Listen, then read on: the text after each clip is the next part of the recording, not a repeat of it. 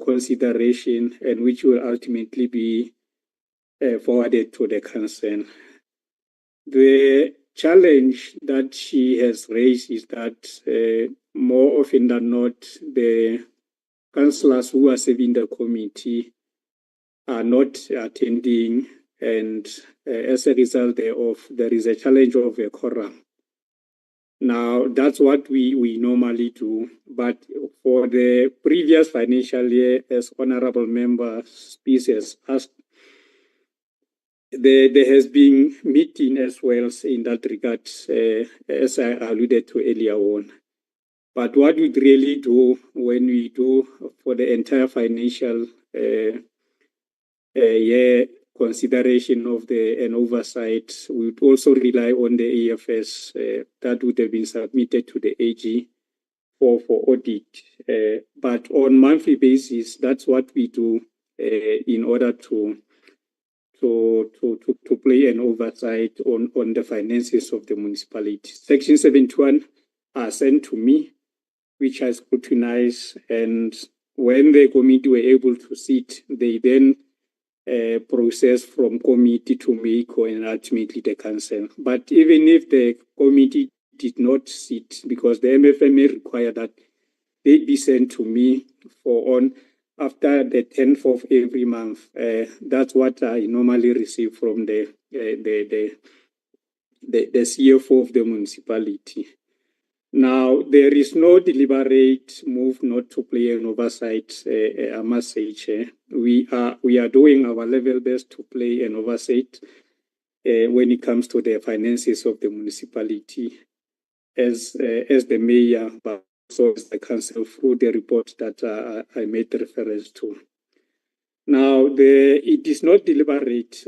I also not to appoint the MMC, but the MMC, Jacobs, who is acting now, has done a very splendid job in making sure that she actually assists the process of playing an oversight in the finance of the municipality. Now, the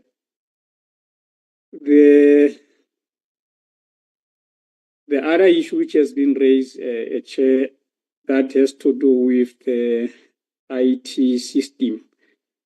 We had what we called cyber attack against the municipality. Honorable Mayor, just go back a little bit. Yeah, just go back a little bit. It's something which I thought you were going to close. You have an ineffective finance committee that you say is occasioned by lack of attendance by its members. We have not heard how you have dealt with members who are making the committee dysfunctional. We have not heard how you're going to prevent that from happening in the future. We're going to have to come back to that issue now. Can you just clean it up now, and then before you go to the ICT issue? Of course, you have not also responded to why don't you have a permanent MMC. You said that Honourable Member Jacobs is very helpful, but can we deal with that so that we close that issue and move to the next question? Chair, in terms of the setup that is in our municipality, when it comes to the members of the committee, I have a responsibility over member of mayoral committee, but there is other councillors who happen to make up Section 80 committee that we have said on a number of occasions, even interacted with the Speaker of the Council to say, but the councillors, other councillors are not attending. Part of what is challenging is that they are serving in other committees of council, many of them. As a result thereof, it is becoming impossible to can actually split themselves. But the Speaker, because he's playing a particular role when it comes to councillors, I think she will be in the better place to can say what will be the way forward about non-attendance of councillors. But as for the MEICO member, Chair, I had been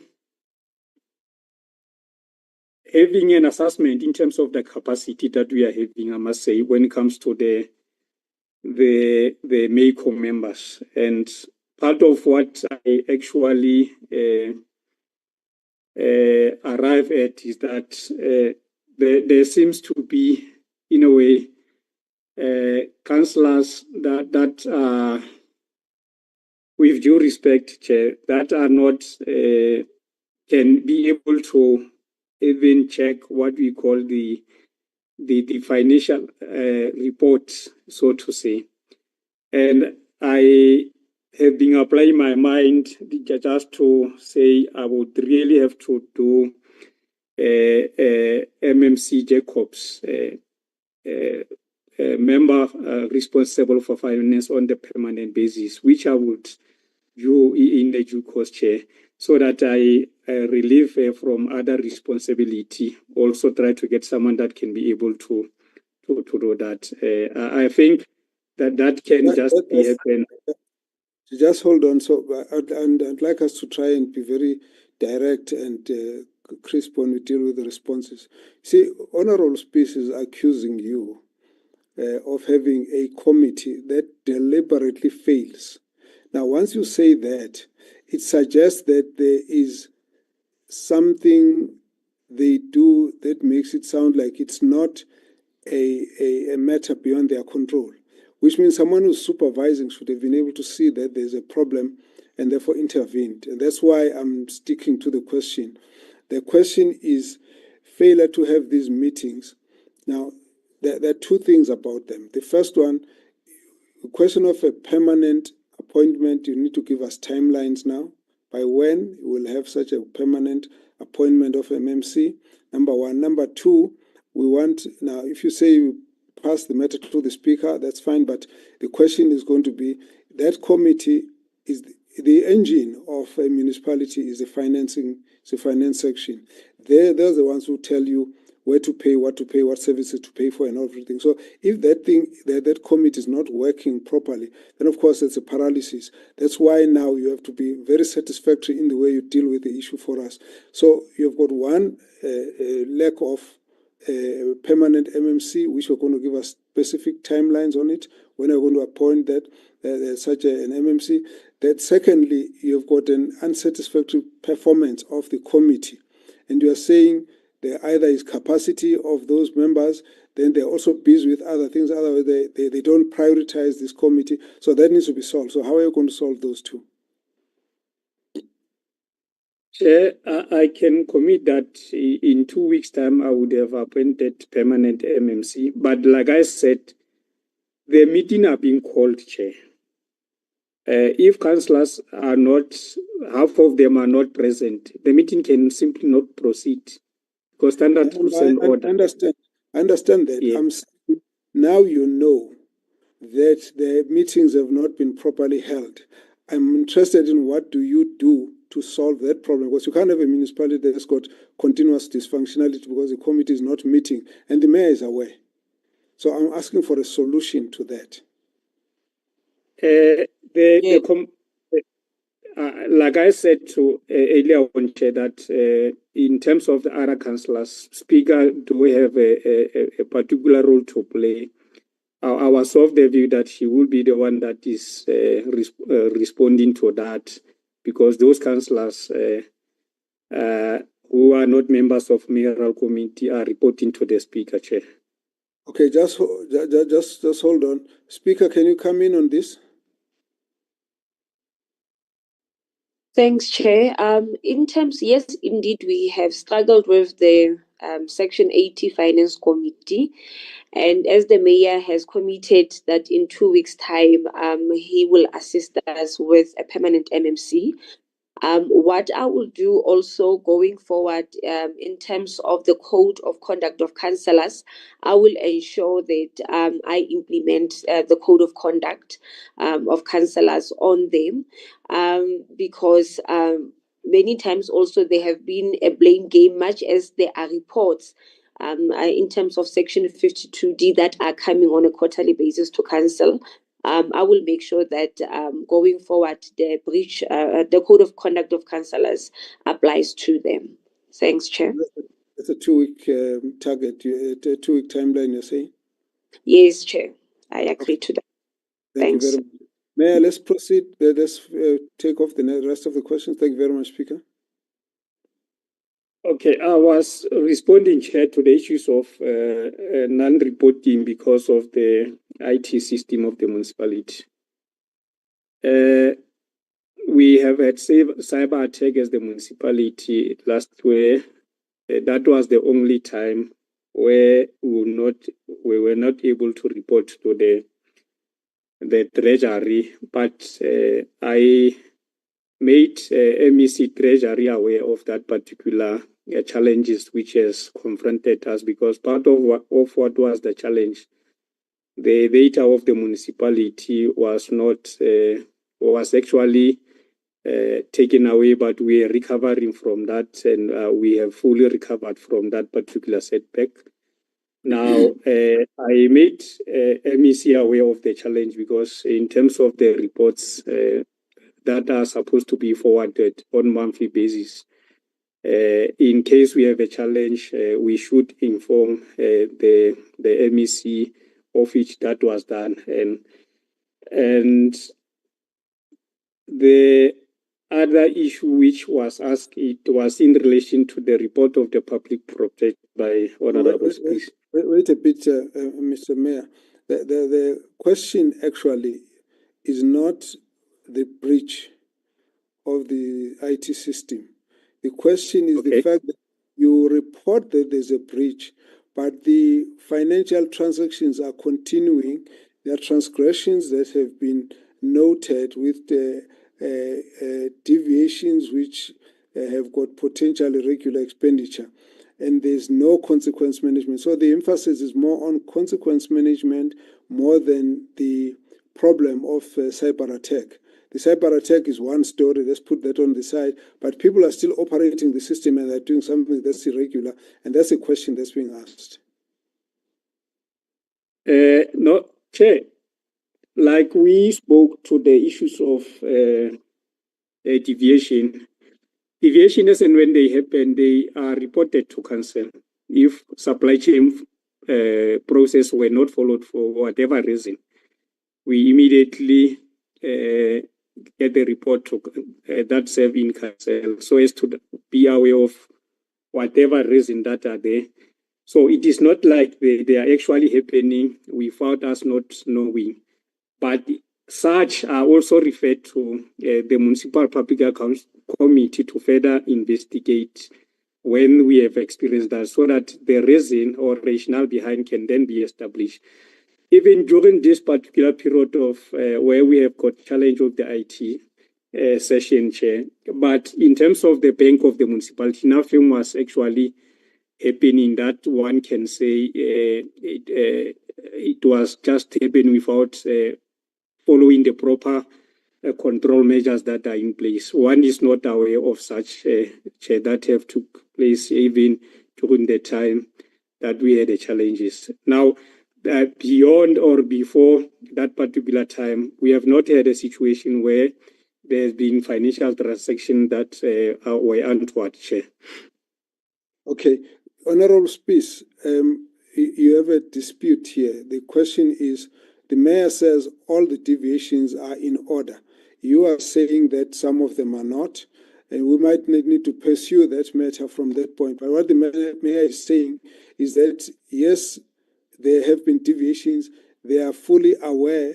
Not only are they fully aware, they agree that those deviations were correct. So I think the question would have to be, if you have any suspicion that there are others which are incorrect, then I think we need to pick it up from there.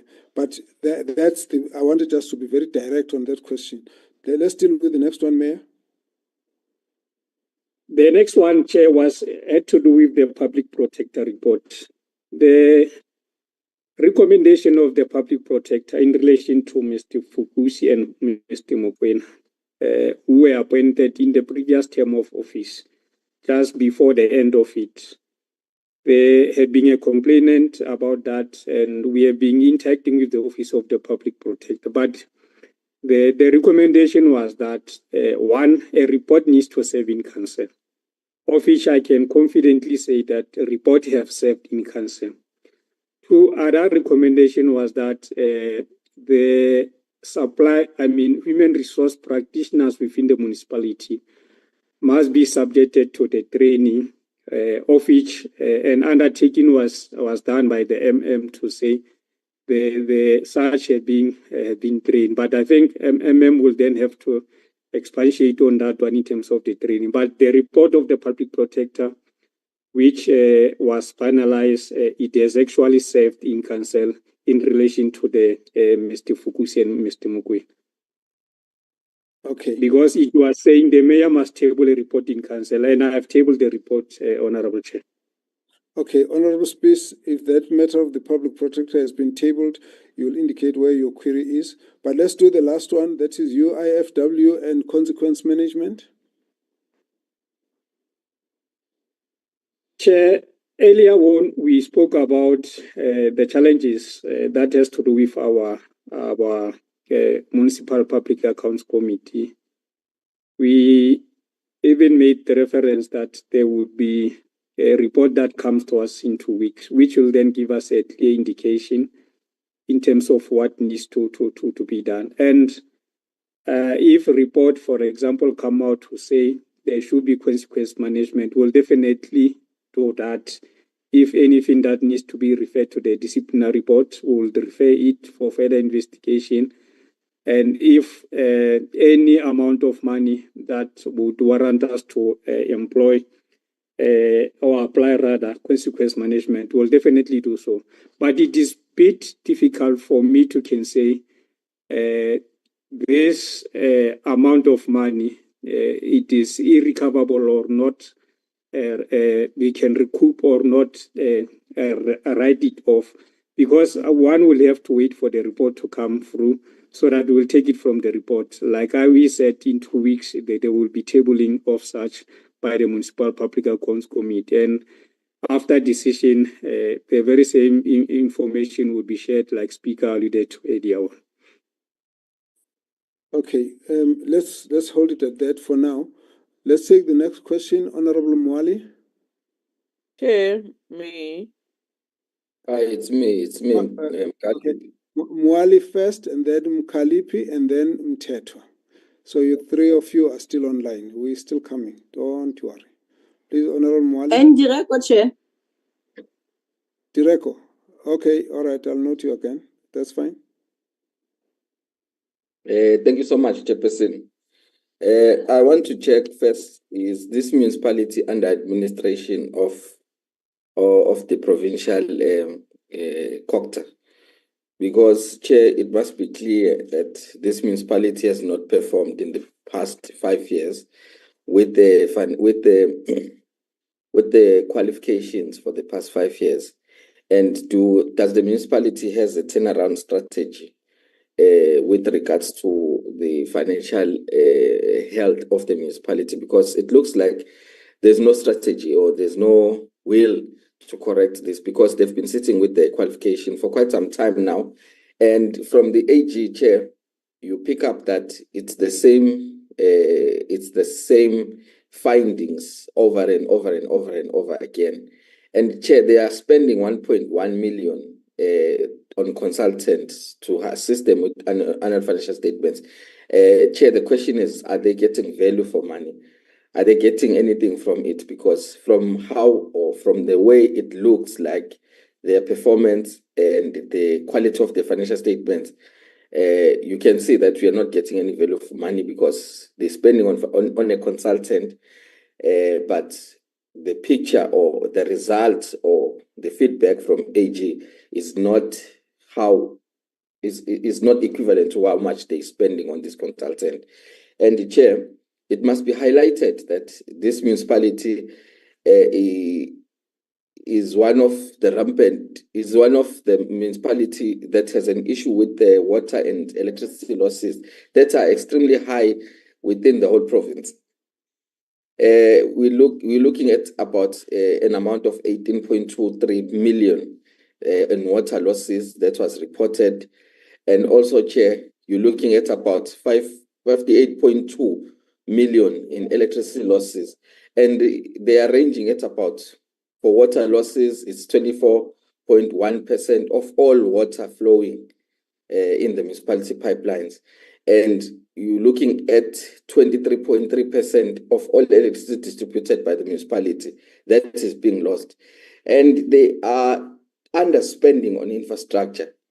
But on the other hand, the infrastructure of the municipality is dilapidated. So if we can get a correlation as to why they're underspending on the infrastructure grant or on the infrastructure allocation, whereas on the other hand, they are incurring like serious losses that are above every municipality within the province. Chair, the last one, we must state it as it is that this MPEC is not functional, because for the past 5 years, unauthorized, irregular, and fruitless and wasteful expenditure has been escalating from all three categories. Unauthorized is sitting at 1.5 billion, as it was reported last year. So they are not functional because they are not yielding any results. If they were functional, we would see these amounts going down and also consequences from those who are charged with the responsibility. So, Chair, thank you so much. That will be my submission. Thank you very much, Honorable Mwali. Indeed, we have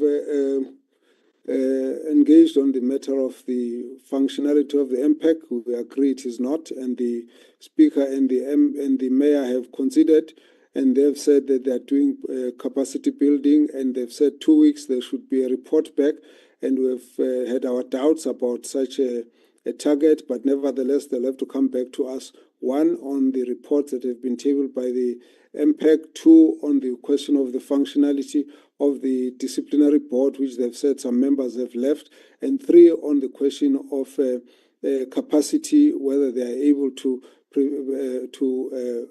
operate as expected. So, but we expect that there should be a report now on that issue. So I think that's been put on the table. Let's get the response on the other issues. Honorable Mayor, are you under administration? There is no progress in your audit outcomes. Any value from consultants, water, electricity losses, underspending on infrastructure, and yet it's dilapidated?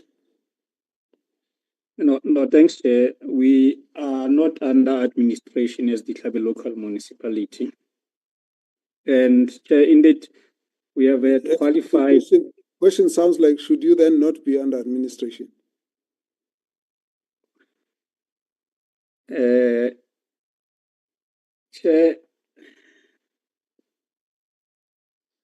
it's quite challenging to respond to that, because there should be indicators that says we really need to be under administration. And perhaps COGTA is the one that is best suited to can say that. I don't think any of the municipalities, they are actually requesting to be under administration. So hence I was responding to say, no, we are not. Okay, proceed. Yes. We have a qualification, Chair, as a municipality, but with no material irregularity from the AG. We have said in our response to the portfolio committee, we only have got 4 paragraphs that were raised by the AG, and the issues that have been raised by the AG, we are of the view that we have addressed them. We're just waiting for this next audit cycle for AG to actually satisfy himself about that, with the view that we want to go to unqualified audit opinion come January 2026, Chair. Now, we, in our submission to the Honorable Chair and the committee, we have made it clear that we are finalizing a long-term financial recovery, which will see us being able to do more in terms of the payment of the ESCOM, much as we are internally paying it, the current account as the municipality, and we are also on the debt relief program with ESCOM that we are honoring the payment thereof. Then I have engaged our administration in relation to the quality of the financial statements, that the amount of money that we are spending on the submission of the financial statement being done by the consultant would really need to get value for money so that we can have a quality financial statement as the municipality. But at the very same time, have a skills transfer so as not to rely heavily on the consultant when it comes to the financial statement of the institution. And on the matter of the water and electricity loss, I think I would give it to the municipal manager to can talk to that, as well as the understanding on the infrastructure grant. Chair, thank you. Please come in.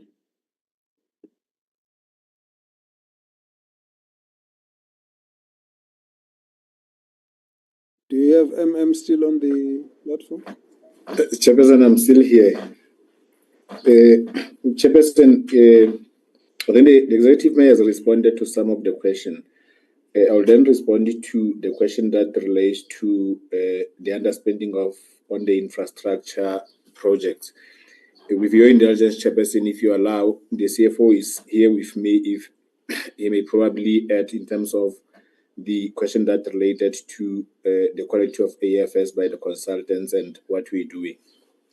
Chairperson, safe to say, we agree that in the past we had the losses in relation to electricity and water losses. And I think the honorable member that spoke to that also indicated the fact that part of the challenge is our ailing infrastructure. I think our water infrastructure consists of mostly asbestos pipes, which are old and indeed dilapidated. But as part of our plans to really address that, we are basically participating in a plan with the DBSA to participate on the water and water demand and water management, conservation management, which will also assist in our ability to do a proper assessment of our own infrastructure so that we can then reduce on that. We are also exploring the means to really see how we can then reduce our water losses by addressing our ailing infrastructure. That's one. But I think the fact of the matter is that our infrastructure is old, as I indicated, so that is the problem. In an endeavor to... wait a bit. The question is, your infrastructure is dilapidated. Now, that's not the issue, so you don't need to explain that. We understand that. They were saying that is the fact. The problem is you are underspending your infrastructure grant. That's really what we are wanting you to answer. Why are you underspending, and how are you solving that under expenditure? Because you have a problem, we can see it, but you are not using the funds to correct the problem. That's really what we're trying to get from you. Thank you, Chair. Chair, maybe I was actually getting to that. I just actually took a bit longer. The problem that we had in the municipality, I think in the past 2 financial years, I think in our report, the reflection was actually there that this municipality did not have senior managers, which then contributed to the non-existence of your SCM committees, which created a problem. And that's the reason why in the past 2 financial years, we are unable to spend all our grants as a municipality. But safe to say, in the previous financial year, we were able to spend all the grants that were actually allocated to the municipality, which then says we're actually improved in terms of our endeavor to spend all the grants and addressing the challenges that we are faced with as a municipality. Have you then employed all the managers that were lacking for the past 2 years? The municipality has appointed all the senior managers, chairperson, effectively since 2023. Okay, no, that's fine. Proceed. So you are saying the problem of underspending is no longer going to be associated with your municipality. it will not be, Chairperson. All right, proceed. Let's conclude. Yeah, Chairperson, on the matter that relates to the in an endeavor to actually try and reduce the losses on our electricity, we actually allocated about 50 million by National Treasury to roll out the project of smart meters, which started in and around December last year. It actually came to an end in March this year. So we are hoping that with that, it will also assist in terms of our ability to reduce our electricity losses. Okay, let's deal with the consultants. CFO.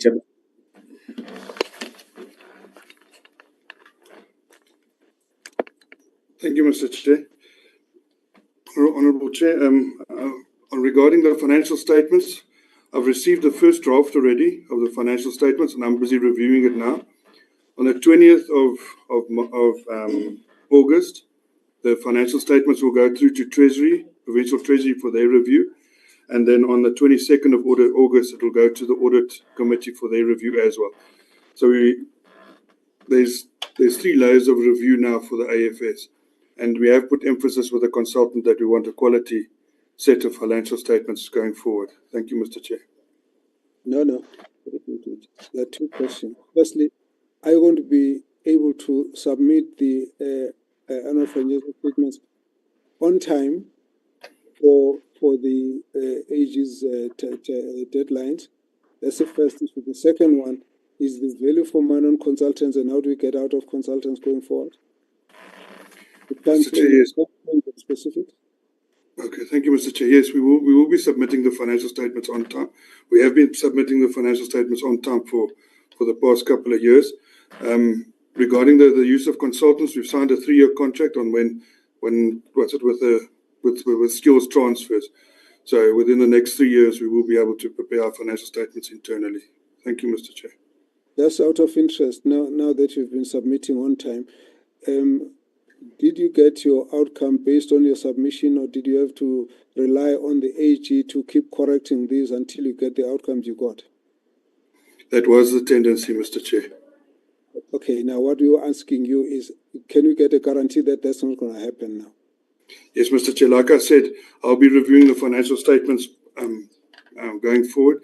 But I've got the first draft already on my table for review, and then we'll be reviewing it with the Provincial Treasury from the 20th, and then the Audit Committee will be then reviewing it. So I'm confident that won't happen in the future, Mr. Chair, based on all these reviews that we'll be doing.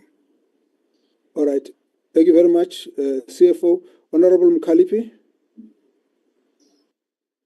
Oh, thank you very much, Chairperson. Chair, I want to start by saying that the municipality does not have an impact, and we have summarized it, a very progressive, Chair. We are going to work for 2 weeks, of which was not supposed to be the case, Chair, because this impact has not been functioning for a longest time. But that has passed because there is a solution to it, Chairperson. I want to ask the mayor if is he paying people overnight using Section 71. It's just a yes or no, because I want to understand. The second one, Chair, I want to understand. There was a case against the former mayor and the former MM, and that's why I'm interested in, Chair, is whereby the case was about 250,000 back pay. So even if the case has been withdrawn, I just want to check if that money was also recovered by the municipality between those 2 people who are the former mayor and the former MM. The second one, Chair, I want to ask specifically if the mayor is aware or the municipality is aware about the ghost workers employees that got arrested and appeared before the court this month, I think July. If they can take us through regards to that issue of ghost workers, we'll be very happy. The clearance borehole, if the mayor as the head now here in this platform can also take through the committee in terms of the clearance borehole that is happening. I understand that there was 9.8 million that was allocated for borehole, but it seems as if the project was not even established. The matter is at court. Please share with us as the committee. Secondly, Forestburg water treatment plant, 3.5 million allocated for water treatment in Forestburg has vanished. Please take us through.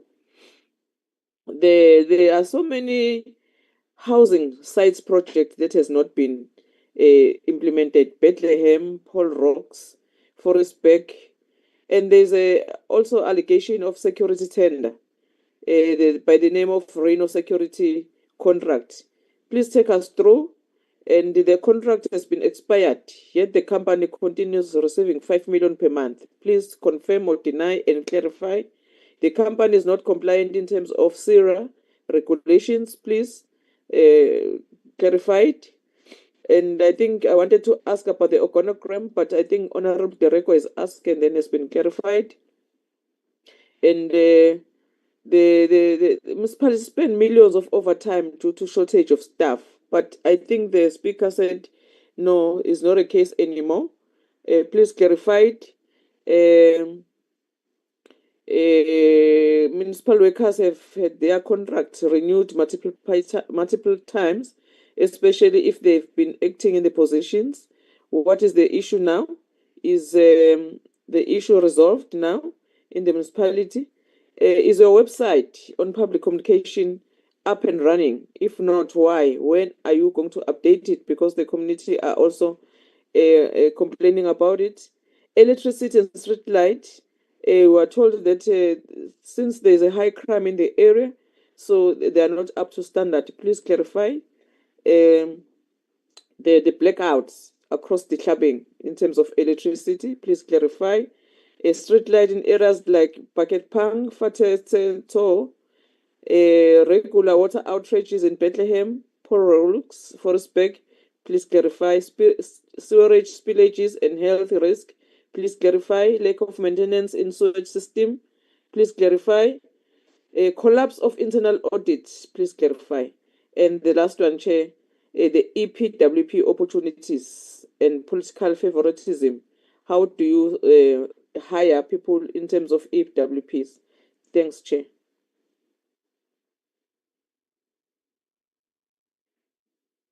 Am I talking alone? Oh. No, not alone. You're not alone. I'm still here. Oh, okay. Now you will just share those questions with me. Let's get the mayor to. Yes, okay.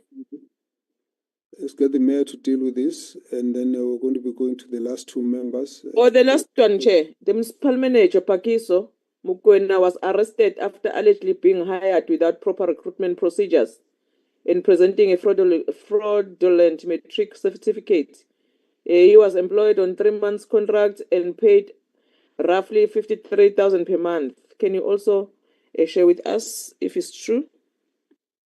Okay, the mayor, please come in. No, thanks, Chair.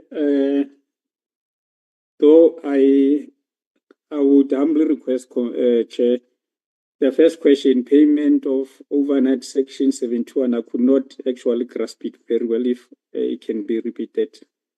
No, don't worry. Just answer the question that you can answer, and then we'll see what gets left behind. I'll come back to you. Yeah, no, thanks, Chair. With regard to the issues of the former mayor and 250,000, Chair, let me put it in this way. There had been in the previous term of office where this former municipal manager was actually arrested, and part of the bail condition said he should not be within the premises of the municipality. As a result thereof, there was a decision taken by the council, because I was a councillor at that time, that this municipal manager be put on special leave because of the bail condition that was given to him. Now, there was a time, fast forward, to where the this municipal manager was not being paid for a period of 3 months, despite of the fact that he was supposed to receive this salary while he was on suspension. When the case was withdrawn at the court of law, that put him not to be on the premises of the municipality as a bail condition. Then came back and resumed his responsibility, which he made us aware that he was not paid for a period of 3 months while he was on leave in the previous administration, so to say, Chair. And there was an investigation conducted by the DPCI, which then brought to the state whereby there was an issue of 250,000, which was also withdrawn by the courts based on the facts that were at the disposal of the courts. That's what actually happened in that matter, Chair. Then the ghost workers that were recently arrested, I must say, Chair, we have had routine audit conducted by the Department of Corporate Services, but also verification of the workers to the extent that they should be coming physically and receive their pay slip. That has happened, I think, 3 times in this particular term of office. Now, the investigation of the South African Police Services, at times it takes time before the finalization of it. Now, we became aware of these 2 people that were recently arrested, much as one is not aware when was the investigation initiated by the South African Police Services to this effect, Chair. The Clarence borehole, there is a borehole project that was done by the municipality, and the boreholes were drilled and were equipped to give water to the residents of Clarence and Khubetswana. This happened during the time there was a maintenance in Clarence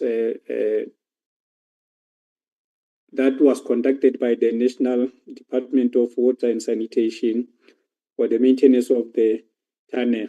So in order to avoid a day zero, there was a project undertaken to that regard, and which assisted the community. The borehole were drilled and they were equipped and they were functional, and they are even continuing to function as of now, Chair. So meaning project was done. Now, with the Forisberg water project that had to do with, I think, 3.2 million. I will leave that to the municipal manager to can respond to. But what I do know about the project is currently functioning, and it has been delayed due to the heavy rains that we experience. It's a project that is happening within the river. That is the border between Lesotho and South Africa. And when it rains, it has actually caused delay. But there was an issue of finding a rock within the river, which I think MM will expatiate on that, Chair. Now, the Rhino Force Security. Rhino Force Security, it is a security that is currently giving us security services in the municipality. And to my knowledge, its own contract is coming to an end next year. They are still within the contract, Chair. And the due diligence in terms of the CIRA regulations, it was done. But if there is a need that needs to be done regularly, I think MM will also touch to that. In as far as I know, when it was appointed, it met the requirements in terms of the CIRA regulation. Now, the housing project, I'm not sure Honorable Member was referring to but there are a number of housing projects that are being implemented within the municipality by the Department of Human Settlement and those projects are proceeding very well. I think one of it is going to be completed around October. That is in Bethlehem, which has to do with the installation of the bulk infrastructure and services. We have been there on a number of occasions with the MEC, playing an oversight role and interacted with the relevant officials of the municipality. There is also the other one that is done in Polru, where we have raised issue sharply with the human settlements in terms of the contractor that was on site when we visited the project. But there is an undertaking by the human settlement that even MEC spoke about it in the budget speech, that this would be addressed, the challenges that were there. will also talk to the website of the municipality. Now, in terms of the electricity, we do have street lights that are functional in the municipality. And to my knowledge, Chair, there is no blackout when it comes to the power within the municipality. We do have electricity, but here and there there is an interruption, but also the issues of maintenance that has to do with the ESCOM. At other part, they have to do with us as a municipality, because there are areas which are supplied by the ESCOM. There are areas which are supplied by the municipality. Now, when it comes to the water interruption, Chair, there are projects that are currently being implemented, which seeks to upgrade the current capacity of the water provision within our municipality. Part of it happened in Clarence, of which is which had to do with the increasing capacity from 1.1 megaliter to 4.2 megaliter. There is another one that is happening in Bethlehem, upgrading abstraction point, but also increasing the capacity from 40 megaliter to 50 megaliter. Now, as and when these projects are happening, we inform community through our communication, and we speedily move to restore the water upon completing what we are doing as part of the maintenance or upgrading the water provision within the Dihlabe local municipality. Now, the will also talk to the issues of website of the municipality. Let's round up. Chair? Let's round up. Yeah. The issue that I wanted to talk to was the last point that has to do with the EPWP workers. We had previously, Chair, talked to the councillors who are from different wards, because when we deal with the issues of EPWP, they come from other departments of government, even the project that are within under EPWP. So we liaise with the councillors from respective wards of the municipality based on the number that is required. Thank you, Chair. The arrest of the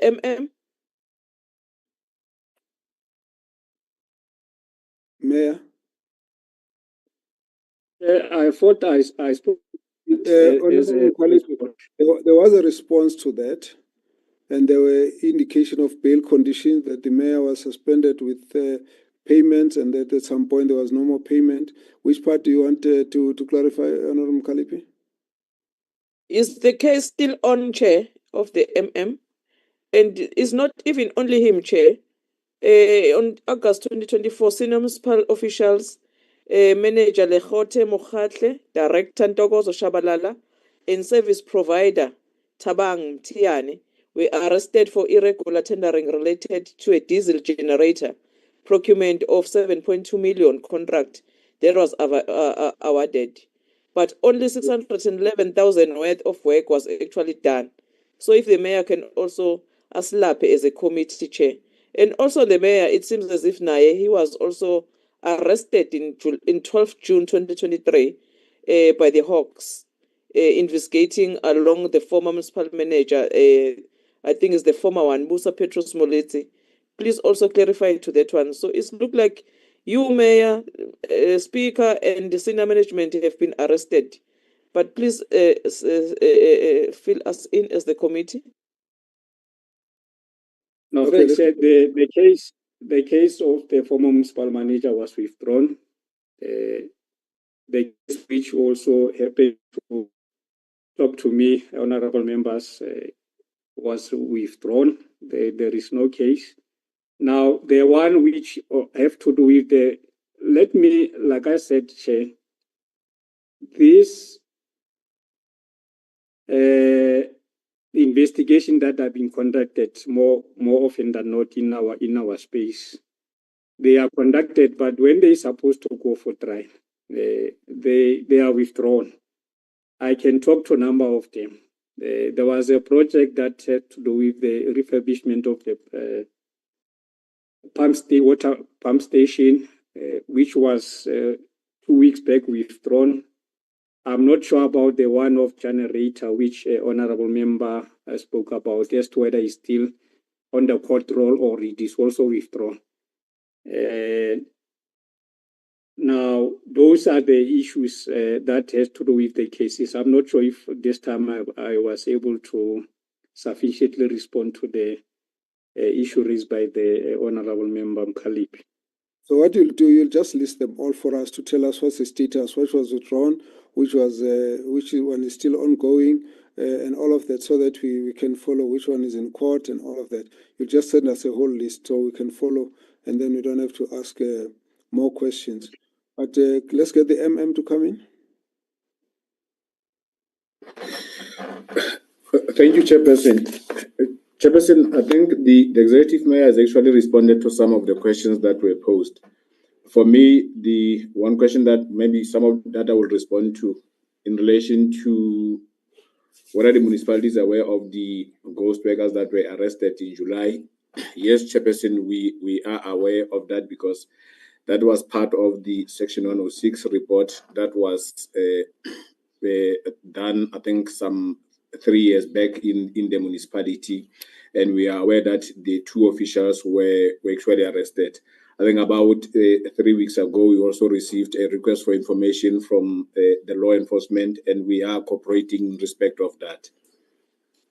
The 3.5 million that the member has actually questioned, Chairperson, the mayor has partially touched on that. The project is actually ongoing. The money did not really vanish, but the money was paid for the project that is actually still in progress, and the money was paid upon the approval of the consultant. And the belief is that when the AGSA is back here in the municipality, they will be able to verify the work on the ground. The executive mayor has also touched on the issue that raised to Rhino Force, that their contract actually started in January of 2023. The contract is coming to an end in January of 2026. And as far as we are aware, they are still compliant with SIRA. We are not aware that their SIRA status has actually changed. The website of the municipality, Chairperson, is actually functional and is actually regularly updated. The mayor has touched on the blackout that we really are not aware of that. In a case where there could be challenges, we are still doing the maintenance of the street lights with the limited resources that we have as a municipality. The issue that deals with the water and sewer, I'll just try and respond to both the questions. Much as we acknowledge, Chairperson, that the challenges that we are having, an appreciation should be made that we're dealing with the infrastructure that has not been maintained for some time. And I think that's part of the expression that I have made when I was responding earlier on. But the projects that are underway, which we are implementing, and as I indicated, that we're actually doing our best to spend on all the grants that we are receiving, is mainly to address the very same challenges that were raised by the honorable member in terms of our sewer and water challenges. So these projects that are underway are actually a response to that. Two last questions, Chairperson. Pakiso was not a municipal manager and is not in the municipality, but he was an official that was appointed in the office of the speaker back then. And the case is now still with the law enforcement. The very same will apply to the senior managers that were referred to. Lekgetho was at some point appointed, Mokhatle was actually at some point appointed as the municipal manager, and Ntokozo Chabalala was actually the director of technical services. But those two cases are now still in the court, in the hands of the law enforcement agencies. But as we had indicated, Chairperson, we will probably provide the details in respect of that. Thank you, Chairperson. So, did you deal with the issue of the boreholes that were not drilled but money was paid? But Chairperson, I thought the executive mayor has touched a little bit. The background to that, Chairperson, was that the boreholes were actually that project was actually a mechanism, or actually project that was actually implemented in the Sabing while we were gonna experience the Lesotho Highlands shutdown, and the money that was paid was actually paid for the work that was done on the ground, and an allocation of around 9.2 was made to the municipality, and all the work that was actually earmarked to be performed was done. The only challenge with that project was that initially the anticipated yield, which was in and around 3.2, could not really be achieved. But there are reports that seeks to actually explain what could have been the challenges in respect of that, and the reports are available and could be made to that effect, Chairperson. In terms of really energizing all the boreholes that were done, I think the next step that the municipality will be doing as a supplementary means of providing water is to actually energize that through a connection from Eskom, and as a municipality we're working on that to actually ensure that they are also functional and can supplement the provision of water in Clarence, Chairperson. We are not necessarily aware of the case that the honorable member has actually made reference to in respect of the Clarence borehole project, Chairperson. Okay, can we hold it at that for now? Let's get Honorable Tetwa and then Direko. Thank you, Chair, for the opportunity.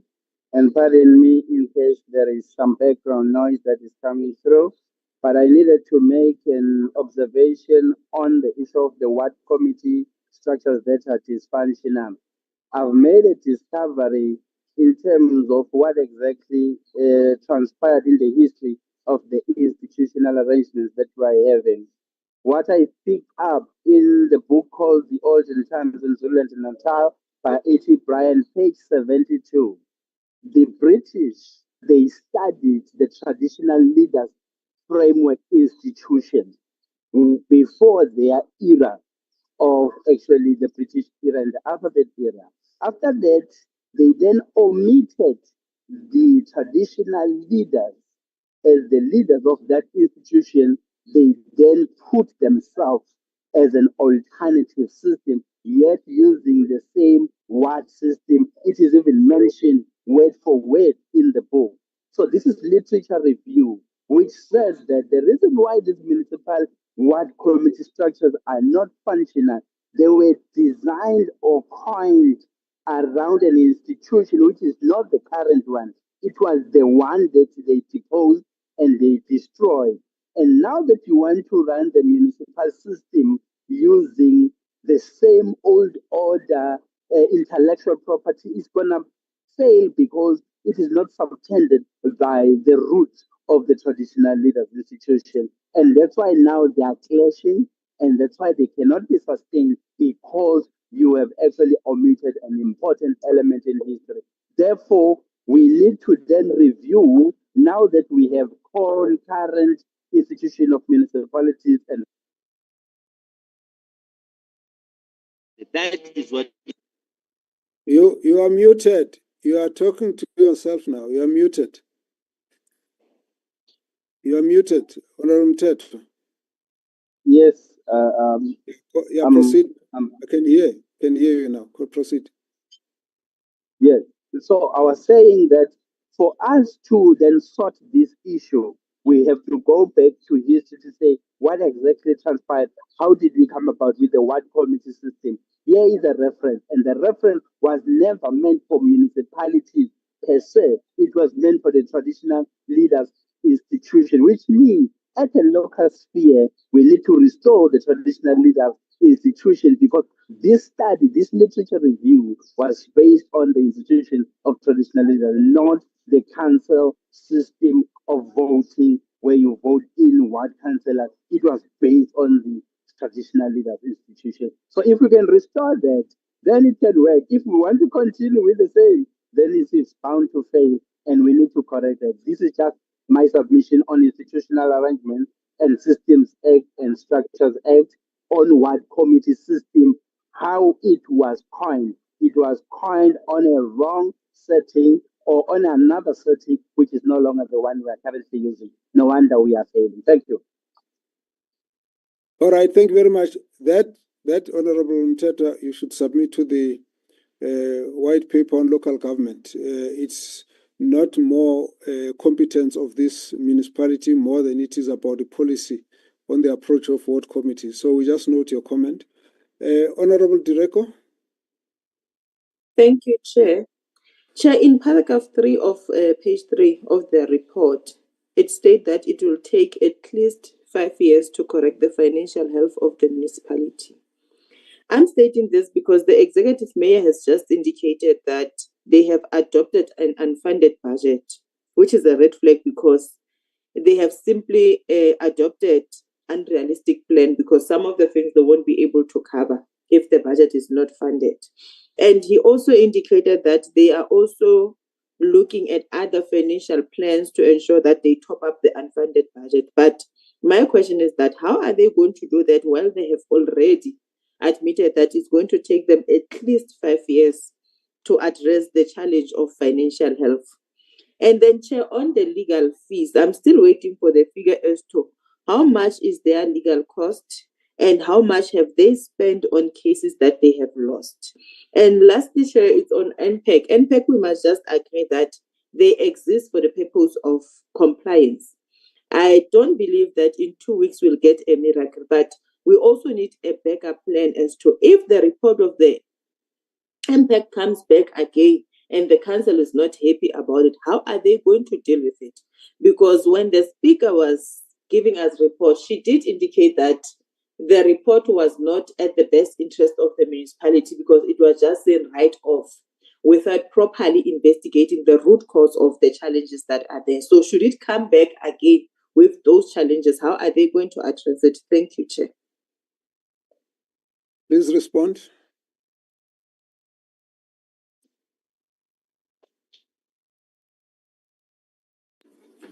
No, thanks once again, Chair. The page 3, which Honorable Direko make reference to in terms of the payment, I think it has to do with the payment of ESCOM. But I must say, Chair, we do have a budget funding plan that is assessed on monthly but quarterly in terms of the Section 52D report. Not only Section 52D report, but the mayor has actually tasked the administration that on quarterly basis, we should be getting report in terms of the performance of the budget funding plan and also revenue enhancement. But with this payment of ESCOM, I think that's where she was making reference to, that we are finalizing with the Infrastructure Finance Corporation the long-term financial recovery plan that will see us being able to pay the debt that is due to ESCOM. But nonetheless, we are currently paying the monthly in terms of the current account. And as a result thereof, I think it is also important to highlight even AG, when presented our finding in January, acknowledge the fact that the performance of us when it comes to the payment of ESCOM in that financial year, which was about 233 million that would have paid internally to ESCOM. As for the other issues, that the amount that is being spent on the legal, I think MM was indicated that they are looking for the amount so that they can be able to give to honorable members as to how much did it cost. And I will leave MM to touch on those two issues that have been raised by the honorable member. Thank you, Chair. MM. Chairperson, thank you. Chairperson, I was just as skeptical to actually bring in that matter that relates to legal fees. Chairperson, my plea is that we actually do a proper report as part of the things that we'll be submitting post this process, where we'll provide a clear breakdown in terms of the concomitant costs that actually related to our legal fees, so that I do not really thumbsuck the figure now and then only to be misleading the committee. If Chairperson allows, that is my plea.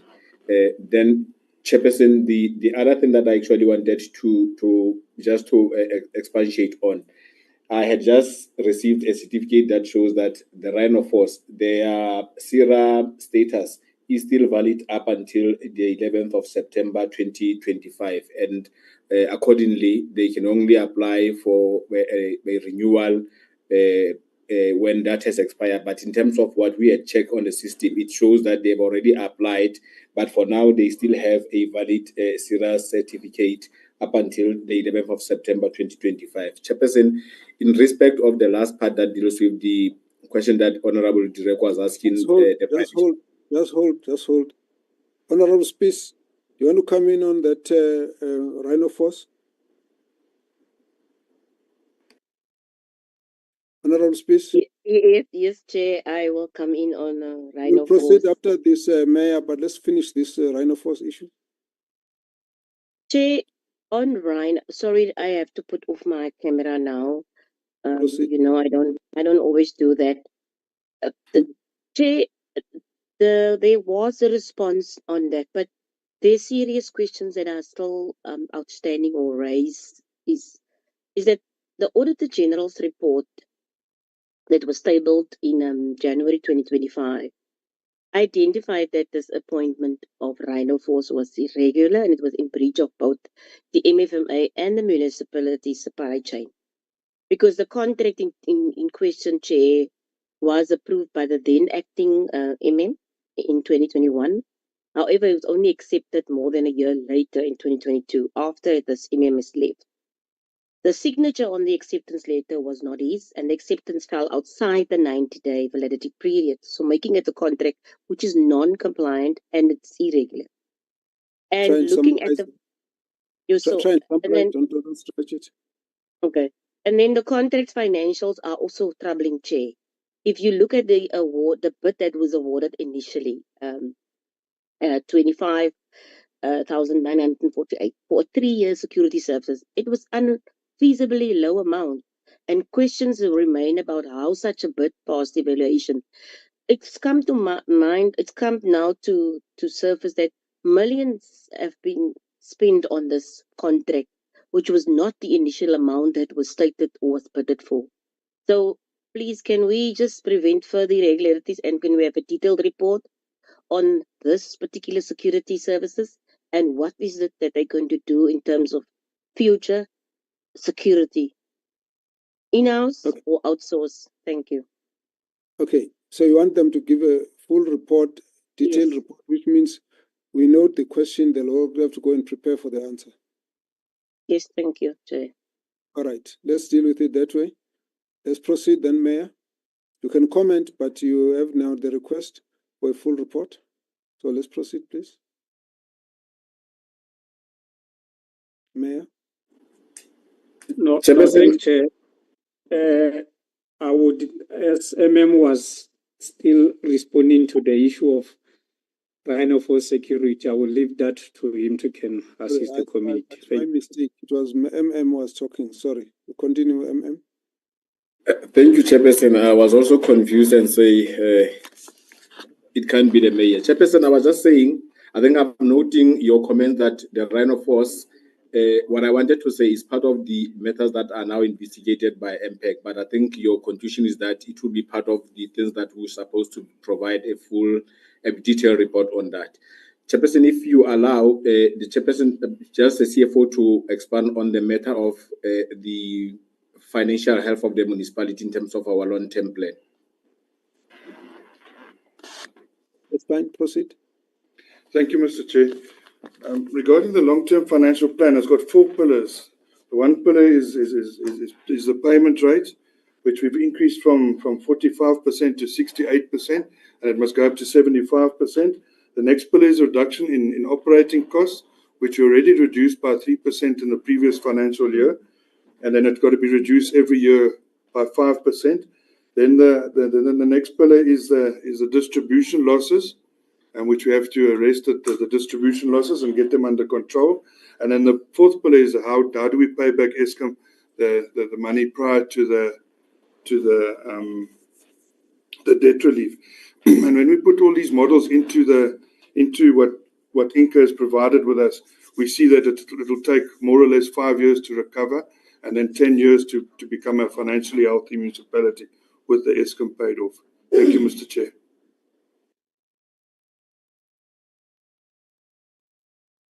Those are frightening projections, and it's very difficult to sit here and endorse that. And I hope that the national and provincial government can comment on this. We think it's just too long. Can we, honorable members, Honorable Mkalipi, we've dealt with most of your questions. Is this a legacy hand? Honorable Spies, is this a legacy hand? Honorable Mkalipi, okay, let's pass. Can we get a comment from I think, Cocta and Treasury? Please note this, you'll come at the end and just comment on the issues that relate to you. Let's move on. Maybe let's put it this way. This municipality, a number of issues which are of concern to us. Firstly, the issue of UIFW investigations. We are not satisfied with the performance of the MPEC and the fact that it's not really been seen to have proper capacity by yourselves. So we hope that that's going to be dealt with. You've got 2 weeks to deal with that matter. As you have indicated, we'll hold you onto your timelines. And in addition, we also hope that the issues of consequence management, the capacity of the disciplinary board will be put in place so that this can be dealt with. And there's a list of issues that need to be brought to us in terms of the list of investigations that we have gone through, which must be given to us in terms of the status of such investigations, which must then be brought to our attention. There's the issue of the security tender on the Rhino Force that must come back as well to the committee. The issues of the strengthening of your financial management system to be able to deal with the debtors and creditors, which is a challenge, and also the question of unfunded budget that you are saying it will take you 10 years to clear the issue of the going concern. That I think the provincial government has to come in as well as national government to tell us how they want to help you to handle that matter. Can we hold it at that for now and release the Tlhabeng municipality and move on to the next municipality, which I think is in Ketwana. Let's also release the Setsotho. The issue that we were interested in for Setsotho was the municipal manager who we believe, no, not the municipal, I think the CFO, who we believe that a criminal record, and as the mayor has indicated, as far as they will be concerned, this matter was cleared and withdrawn from court. But we will see when all of those matters are tabled as a report, comprehensive report on the investigations that have been involving the department. So, Setsotho, the question we had with you falls away, and Tlhabeng has answered it, and so we will not go back to that matter. With that, let's thank you both for your responses. And let's go to the next municipality, which in this case becomes the municipality of Nketwana. Nketwana, if you could just introduce yourself, and then you've got a minute to make comments, and then we will take you through the questions from the members. The Mayor, Nketwana. Of course, with the clubbing, we have raised the issue of the actions that we expect from the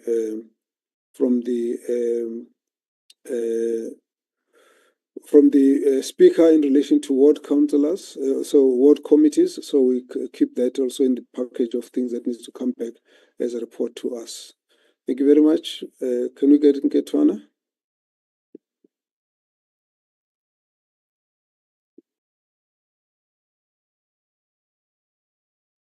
Am I the one who's mistaken in terms of who is supposed to come in next? Why have we got no response from Nketwana? Chairperson? Yes. Chair, this is the municipal manager, Mokete Nhlapo. I can see that the acting mayor is also available. I wonder if the chair could, with due respect, Acting Mayor, please come in.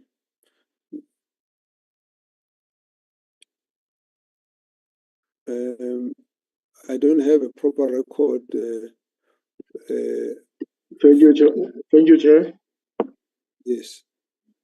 Please come. Greetings, honorable members. Chair, my name is Foka Mufugeng, the acting mayor of Nketwana. I've been appointed as an acting mayor. I'm with MM, the CFO, Director Technical Service, Director NAD and Community Service, and also the Speaker. Thank you, Chair.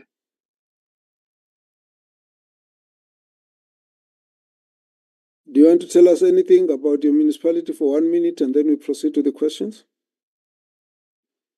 No, thank you, Chair. Chair, as we have we have presented our report to the committee. I believe the committee maybe can go straight with the questions because the last time we didn't respond to any questions. No, that's fine. That's fine. We can proceed. Honorable members, there is Nketwana for you. Please, let's have some comments.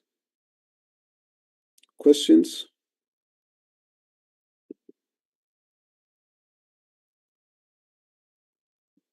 Any takers?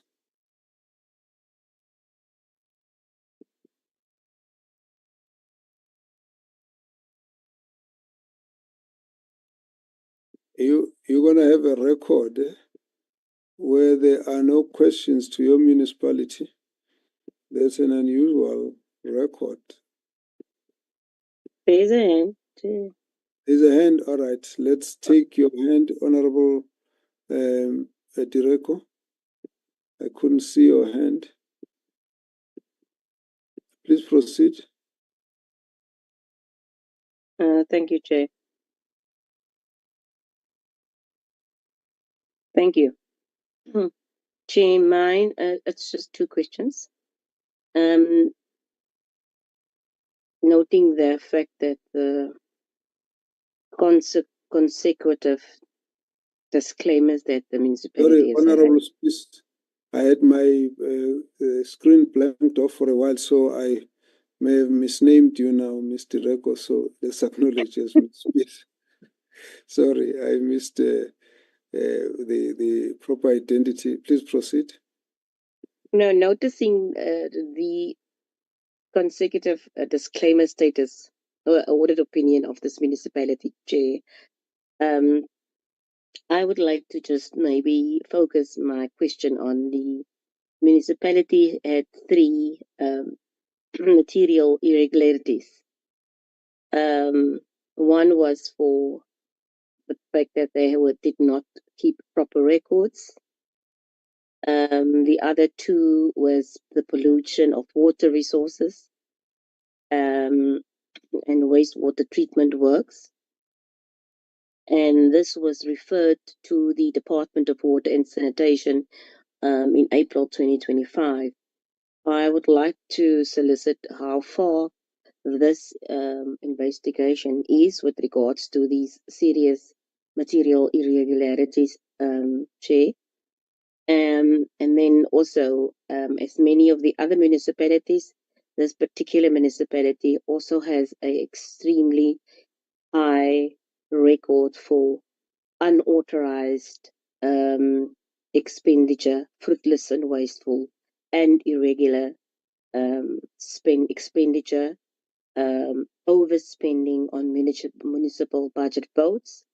And I want to understand what is happening, who is held accountable. This municipality is operating on an unfunded budget, and it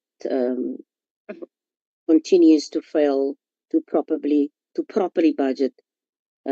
So I would like to understand the plan of action, who's been held accountable, is there any consequence management, and what is the investigation for and what is the status of the investigation for DWAs on the issues raised in the MIs. Thank you, Chair. Thank you very much. Let's get the municipality to respond to this. You have had lots of disclaimers. We want to just get, how have you dealt with this? Where are the consequences? And what's the status of your processing mechanism? MPECs, disciplinary boards, internal audit committees, and all of that. Just take us through, please, quickly.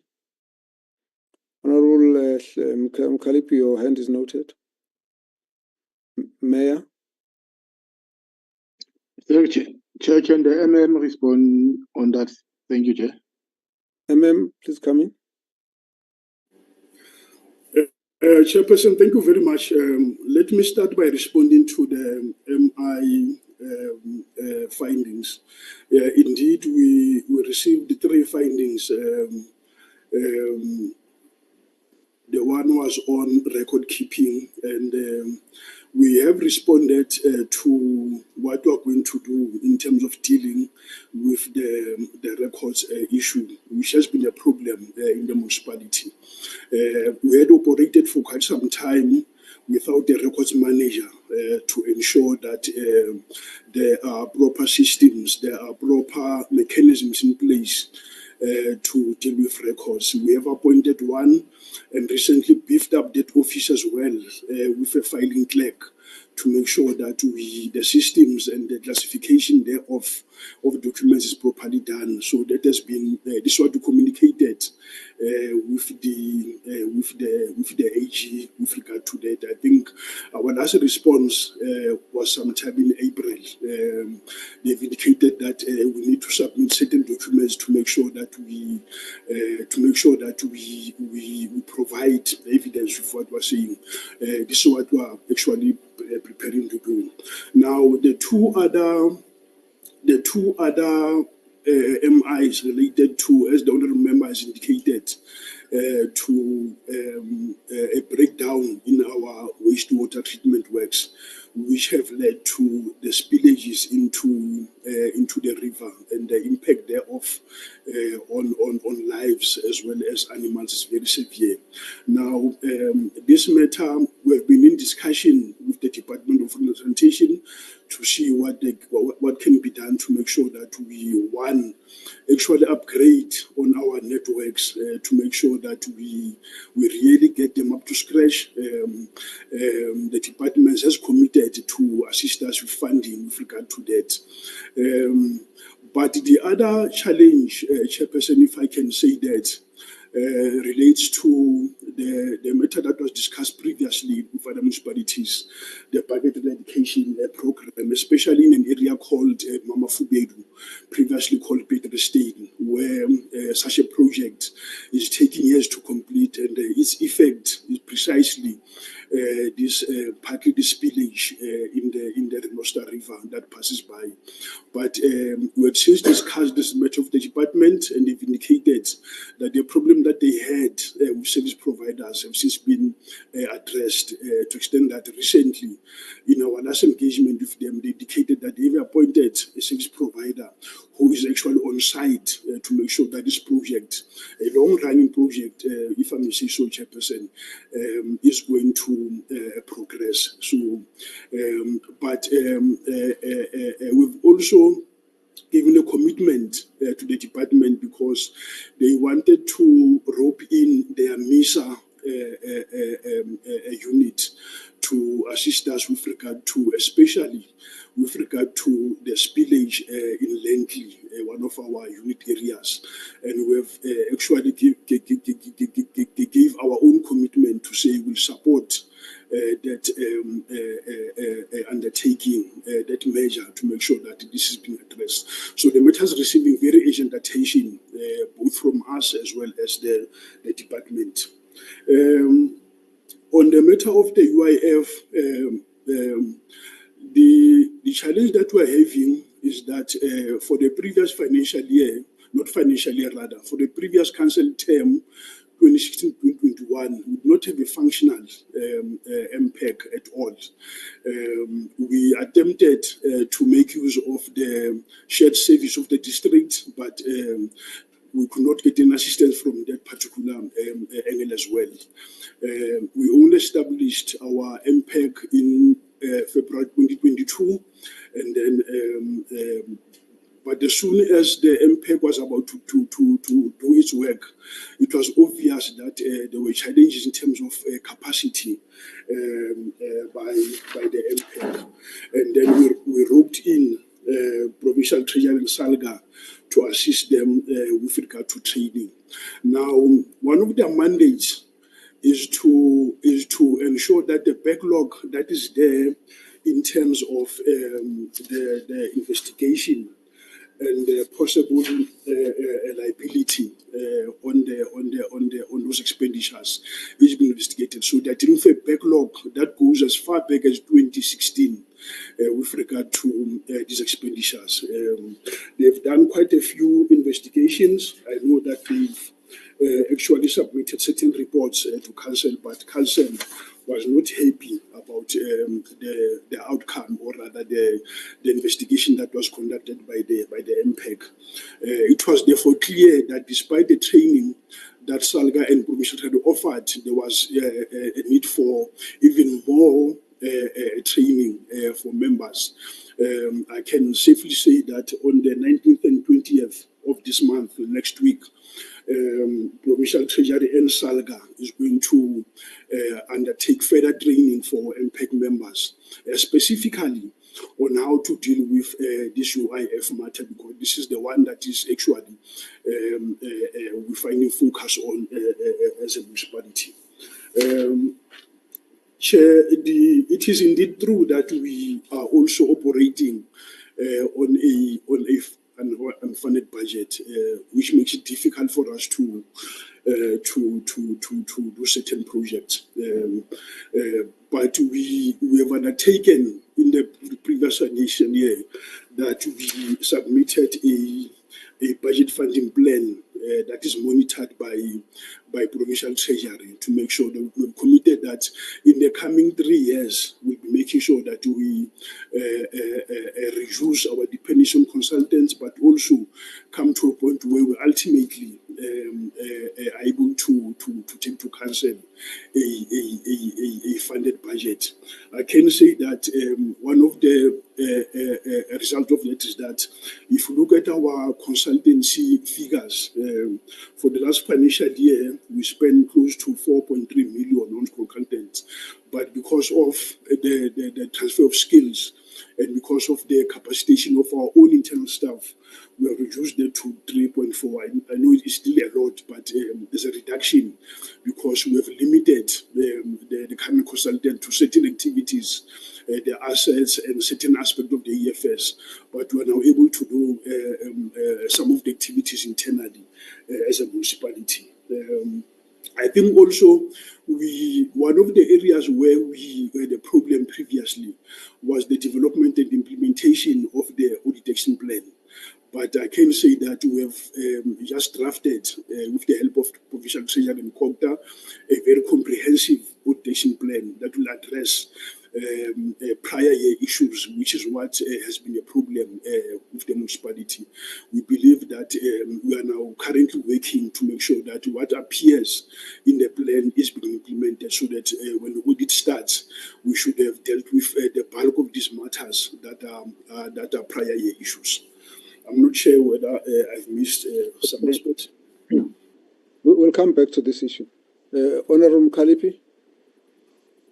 Okay, thank you very much, Chair. Chair, I just have a few questions for Gwendwana. The first one is being that of a case that was open against the mayor, and the case number is still on. The case is still on. I can share with you the case number, Chair, and the committee, and the mayor, and the team. Case number is 318/9/2024. I mean, so the case is pertaining the prices that were 100,000 that the mayor was inflating in terms of the hiring of his car. If the mayor or the team can also clarify to us what could have happened. The mayor does not have his own car as per the council resolutions or the council policies, and why the mayor was councillor was opening this case against the mayor. If you can also understand, because we do understand that the case is still on. The other questions related to the municipality, the MPEC work. There's a case of a company, the Bilili of Africa or something, and it is said that this company's got a special relationship with the mayor. If the mayor can confirm if is it true, and we are told that this company was tendering or was supposed to deliver on PPEs, and at some point, even the items that were supposed to be delivered in terms of the PPEs sometimes are not sufficient. There is also the third one, which is the suspension of one of the directors. It seems as if the council approved some post. I can't remember the number of the post that was approved, but after the council took a resolution that no, let's just go and fill this post, this certain director go and approve more than what was decided by the council. If we can be clarified on those issues. Thanks, Chair. Your reference to mayor is mayor, not acting mayor, isn't it?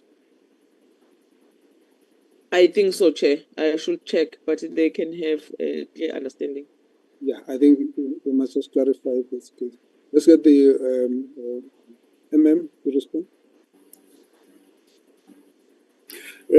Chair, it is true that there is a current case pertaining to the mayor with regard to the hiring of the vehicles. In terms of the arrangement, when the new council was inaugurated in 2021,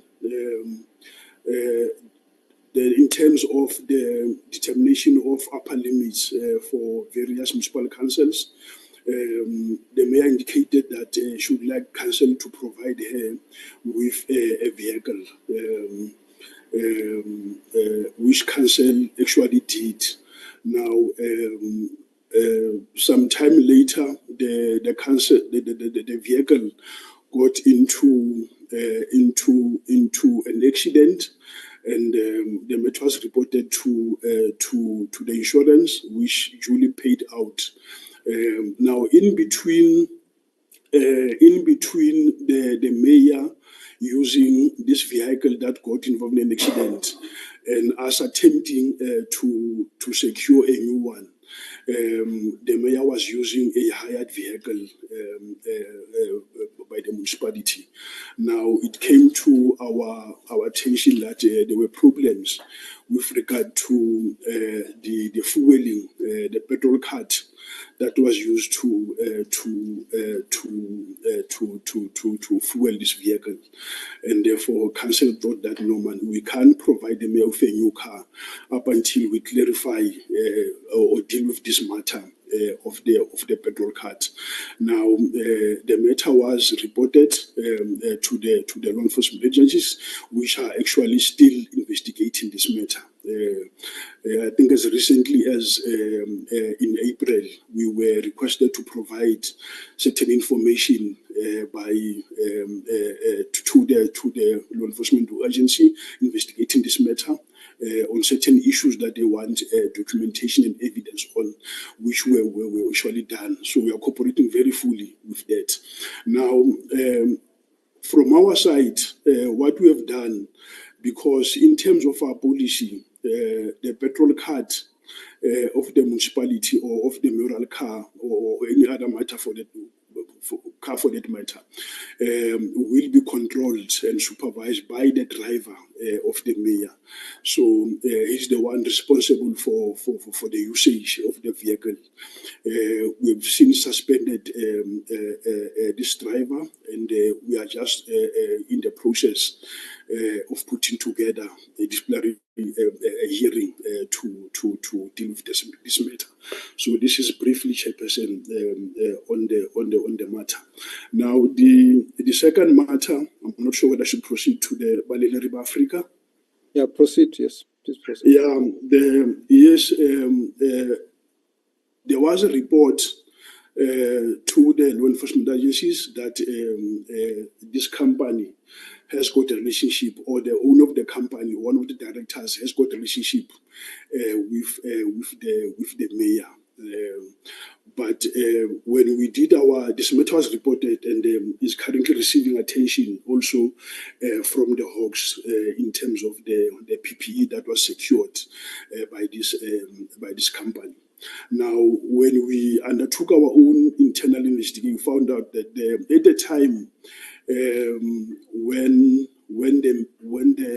the appointment was made for Balele Africa to procure PPE, it was done prior to the mayor becoming the mayor. So there was, but subsequently, the mayor did actually disclose this particular relationship. But at the time of appointment, the mayor was not yet the mayor at that time. But I can say that the matter is also receiving attention from law enforcement agencies and are cooperating fully on this matter. The third matter that was asked was pertaining to the suspension of Director of Corporate Services. Now, Chairperson, there are two elements to this matter. There's a case and investigation that we are currently doing with regard to the appointment of 74 people as general workers, when we wanted only 43 people to be appointed. Now, Council will investigate to see whether I, as accounting officer, should be held liable for this kind of thing, or what are the other people that are involved that could be responsible for this, because ultimately I was the one who signed the appointment letters of these people. So Council will investigate that, and I cooperate fully with them. Now, the suspension of the director does not relate per se to this matter. In one Council meeting, remember, corporate services are the custodians of the selection process of the municipality. One of the meetings, this director was asked by Council whether the policy that we use for recruitment, is it fully used? And more specifically, that when people have been interviewed and some have been recommended for appointment, do we, as the policy suggests, do we inform people who have not succeeded about the outcome of the process? And this would be normally contacting each one of them to say, look here, unfortunately, we have not succeeded. And the director in that meeting said yes. She was asked in particular of a particular post that was under under review. She indicated that yes, there are cases that the people have been alerted when it was still not the case. But the second allegation that was put on her was with regard to supply chain issues. She wanted to place an advertisement for vacancies in a particular paper. And the CFO advised her to say, look here, but you can't. All that you must say, you must request for an advertisement without actually mentioning a publication, because that will be an unfair advantage on the publication. At any event, the CM policy does not allow us to predetermine, if you like, the service provider, and she disregarded that particular advice and went on to advertise in this particular paper that she was warned not to use, at least at that time. So these and others were allegations that were put to her. Council appointed a investigator in terms of the regulation on disciplinary managers.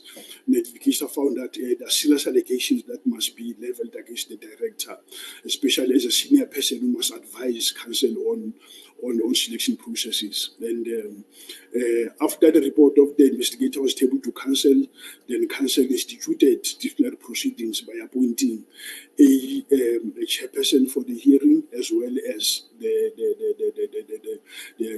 prosecutor for the hearing.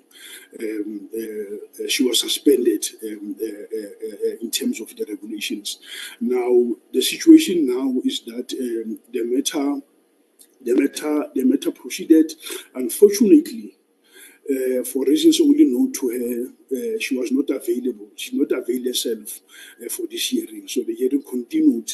In fact, we learned that she only applied for postponement on the day of the hearing, an hour before the hearing started, and not only to the chairperson but to the prosecutor of the case. So, which is not what is supposed to be done. So the matter proceeded in her absence.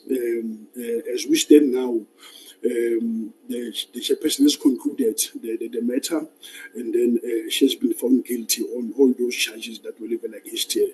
And I've just been sent a communication that says they must submit mitigating and aggravating circumstances by the 18th of August, which is next week. So this is where the matter is, chairperson. Thank you very much, Honorable Mkalipi.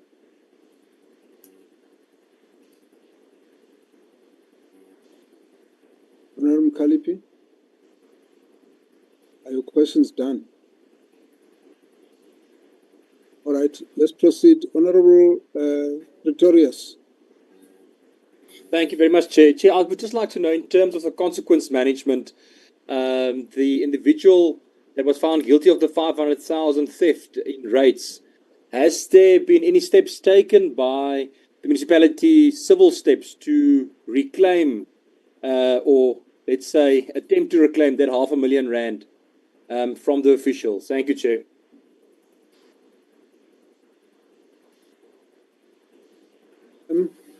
Please come in.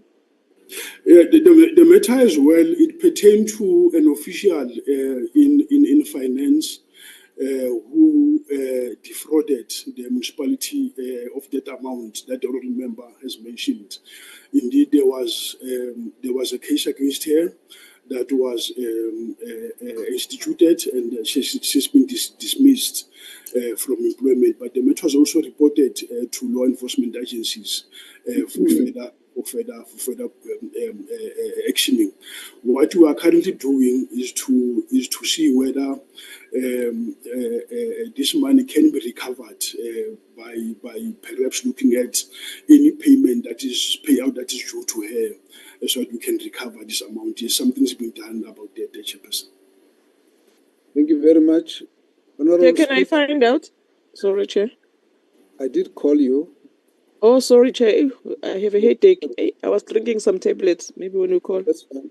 Proceed. Don't give us the details. That's fine. Okay, Chair. I just want to check if it's the same matter whereby the payments were made from the municipal bank account without approval of the municipal manager. or CFO, the one that the MM is talking about, that was raised by the member. And also the other concern, Chair, the AG have also said, there's a very serious critical areas that are not attended to. For instance, municipalities spend over 1 billion in unauthorized, irregular, fruitless, and wasteful manner. But can the municipalities also take us through, after what AG have pointed to them, is any investigation that is taking place to this effect from the AG? Thanks, Chair. Just deal with the question of the payment of the amount in dispute, and then you will come back, because I still want us to go into the AG's issues. So leave those, I'll come back and then we'll take you through one by one. So just respond to the question by Honorable Mukhalib. Is it the same amount? Is it the same case? Is it a different case to the one where the money was paid directly from the account and it was unauthorized? Amen. Chairperson, it is the same. Other than to say that there has been another instance of financial mismanagement by our manager expenditure, but the matter was also brought to council, but also steps were taken to instill consequence management. The case was run against him, and yes, he's been dismissed for those financial. But I think the whole member refers to the one that I've just commented on. Okay, the issues from the AG, I wanted us to just deal with them so that you will respond, but you note that this is what we expect you to be able to address. Firstly, this disclaimed situation. We need an undertaking from you that that's not going to happen again. The issue was you didn't have proper records kept for the 2019-2020, and so the question for us is we need you to have a categorical undertaking that it's not going to happen, that come the next submission time, you don't have records. There needs to be a categorical undertaking from yourself. Then the second issue raised by the AG was the inadequate contractor monitoring. And again here, this could not, the monitoring of contracts could not be confirmed by the AG because of unavailability of appropriate evidence. Now we need you to confirm that you will actually this time around have that in place so that this does not recur as a concern from the Auditor General. Then the issues that relate to staff performance management deficiencies, again, these were raised by the by the AG as to how the staff performance would be assessed. And again, here we need that this must now be in place. The performance management and monitoring, evaluation, and reporting standard operating procedures should be in place at this point, and we need an undertaking from you on that, so that when we get the submissions done, all of these things are now in place. Then the non-implementation of financial recovery plan, again, you're saying that you are working on that, but we need something more concrete in terms of the history of this, which has been a problem in the AG's report. We can give you the full script if you don't have it already. Then the non-implementation of municipal and intervention plan. Again, here we believe that some funds which were received during 2023-24, then these were supposed to have been used for smart meters and so on. It's a matter that needs to be cleared. You've got the details from the Auditor General. And the issue of the vacancies in the finance unit, and we hope that this again would have been cleared. So we need specifics. Has this been addressed, and so that again it doesn't arise? And then of course you raise the issue of material irregularity in respect of the keeping of the proper records. That issue has been raised a few times. So we need you to address a response to us that indicates timelines and actions of all of this. So when it comes to the question of the investigation of the unauthorized, irregular, fruitless and wasteful expenditure, we need then something concrete. Again, that indicates that you've got the entire structures from MPEC, disciplinary boards, the internal audits, the audit committees, all of those that they are able to take the necessary actions so that the past history of UFIW has been addressed with consequence management. And this we need you to be able to give in our report something that is specific about when all of this, like these structures, we expect that these structures should be in place now. The issue of consequence management with regard to the previous transgressions, then again we need concrete details of what would have been done at that level. So these are the things that we would like you to be able to deal with. If you want to respond now, fine, but we still expect you to address these issues going forward. And of course, then the question of the investigations that have been undertaken, we need a list of those and the fate of these investigations, what has happened, where are they? If you want to respond, and then of course you note all the actions that we expect from the municipality. MM?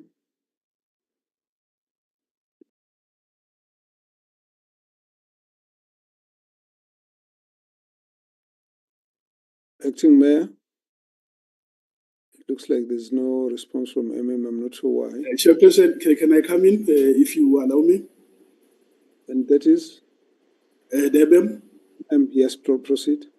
Yeah, I was saying that let me give my commitment up front that we are going to make sure that we really improve on the audit outcome. This is what we have done so far. I'm not going to cover what we've raised, but we take note that our report will specify details of what we intend to do. Now, for quite some time, we're not able to submit AFS for auditing in terms of the legislation by the 31st of August. But with the 23-24 AFS, we were for the first time after many years able to submit those AFS, which to me was a very positive thing. Now, all that we must do, which is a challenge, is that we need to make sure that not only submit AFS in time, but also submit quality AFS to AG for auditing, which is what we are doing. And I can attest here that we are going to be submitting the AFS 24-25 AFS on time for AG. But we'll be submitting on the 22nd of August to Provincial Treasury for pre-audit approval. We also have got an audit committee in place, which is what we are struggling to have in the previous financial year. But the new one has been appointed around October last year, and they will be able to provide quality assurance as well to the AFS. We had also established quite recently a disciplinary board that will also be able to investigate further instances of financial misconduct in the municipality. I've already stated what we are doing in terms of the records to address the MI finding by the AG. The other challenge that we've been having, Chairperson, was that we operated quite some time without senior managers. We only began to have a full complement of senior managers from last year in March, so that by as we speak now, we've got a full complement of senior managers. And this is where the problem, especially the matter of contracts management, was mostly in technical, pertaining to the performance of contractors that were appointed. But since we have got the technical director, we are now able to do this exercise properly. And I can say that for the first time, in terms of our performance on WISIC, we're 100% for the year that has just ended, which made 84%. And so on, which is a very big improvement on our side.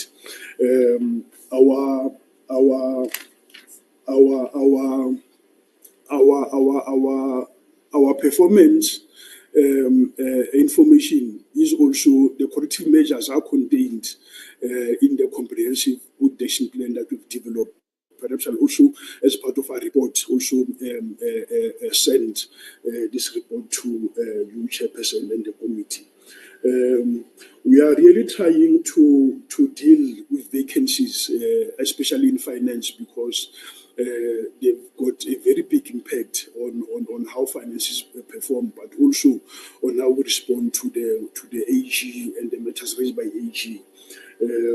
We have made quite a few important critical appointments recently. We had operated for quite some time without the revenue manager. You can imagine the impact that thing had on our revenue and its collection. We've just appointed this person whose task is mainly to make sure that we actually improve on our revenue collection as a municipality by doing all the measures that are contained in the debt collection policy and other related policies. Yeah. Did you actually show your face at any time?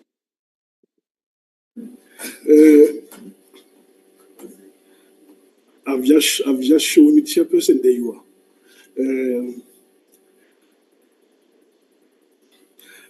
We are also trying to deal. I'm not sure whether Chairperson. I'm not the prettiest of faces, but I'm just trying to portray it. We've also dealt with the vacancies in finance. I can say that from where we were at 38%, we are now at 34% after appointment of critical people in those positions. So we're dealing with that quite expeditiously as a municipality. We, in terms of performance as well, Chairperson, let me also indicate that we have developed. Can't see your face, eh?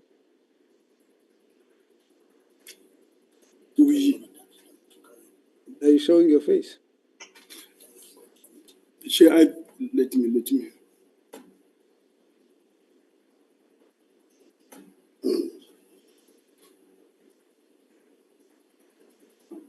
Somebody showing me, Chairperson, too.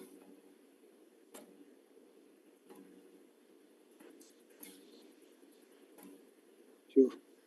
There's a serious issue of capacity building needed in your municipality. I agree, Chairperson. True. Where's the IT? Look, by right, we need to, when you speak, we need to see you. And so we've just been Oh, Chairperson, I think I've conquered that. There I am.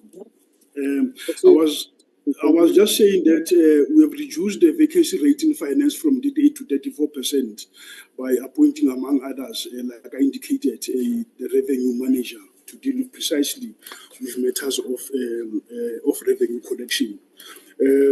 For performance management, we had developed SOPs as well as performance management policies and strategies that we took to council for approval. So at least we'll be using that to make sure that we address the matters raised by the AG with regard to performance.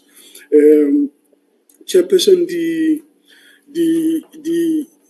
for making sure that we address the losses in terms of water, electricity, we did get funding from Provincial Treasury, the municipal support program grant amounting to 2 million that we were able to use to install smart meters around the municipality. So that will help us a lot in terms of collecting revenue. But there are also other measures that we are putting in place to make sure that we collect revenue. We recently had 2 instances of incentives where we encouraged our debtors to pay us, people who are to pay us. If they gave us 50% of what they owe us, we then deal with the remaining 50%, but on certain conditions. But the response has been quite positive with regard to that. The other matter, the Chairperson, is with regard to the 23-24 of funding. We did have a challenge in terms of the 23-24 financial funding, especially with regard to MIG, where a certain amount was referred back to Treasury. Now, this was pertaining to a dam that we had wanted to build to address the closure of the water, the Lesotho Highlands water tunnel, because it was going to affect the municipality in 2 towns. But we had to, in order to avoid losing that amount of money, we had to do alternative project that would assist in that regard. So this is where the matter of boreholes came in, and this was funded by MIG. I'm not sure whether, Chairperson, like I said, we are giving this commitment that we'll make sure that this time around we improve on our audit outcome. In fact, what we have done, AG is already on site, even though they are supposed to be starting on the 1st of September, but they've been here for quite some time just to look, among others, whether we've got the systems in place that would enable them to audit the municipality quite easily. So we welcome this particular endeavor by the AG, and also we are getting assistance from provincial treasury to make sure that we do our best. Thank you, Chair. Thanks.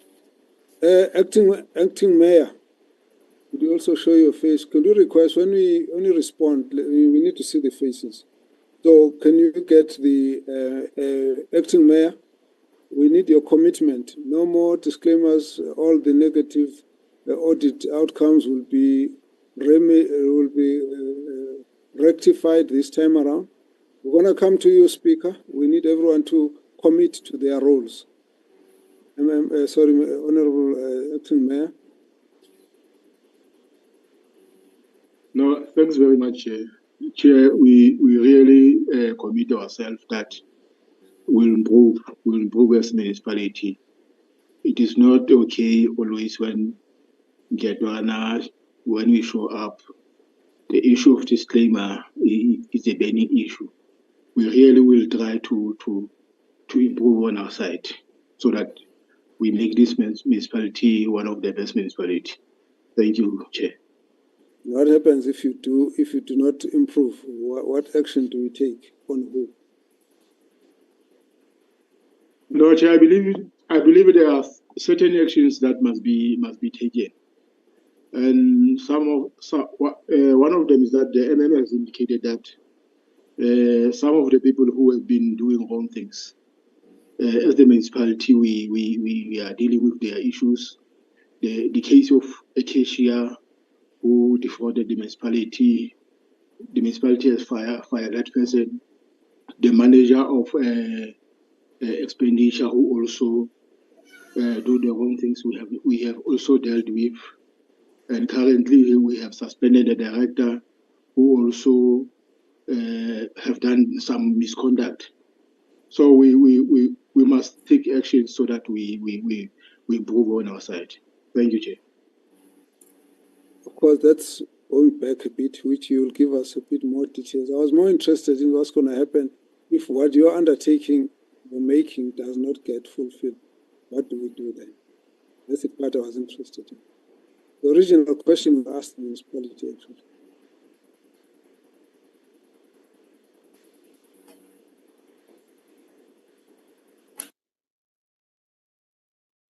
Chair, I didn't hear. I'm sorry, Chair. I'm saying what you're answering is what you would have done in terms of consequent management for the things that have not been done properly, and you're going to give us a whole detailed report on that. And I'm asking you, you've just made an undertaking, then the MM has done the same undertaking. So I'm asking, what if it doesn't happen? What do we then do?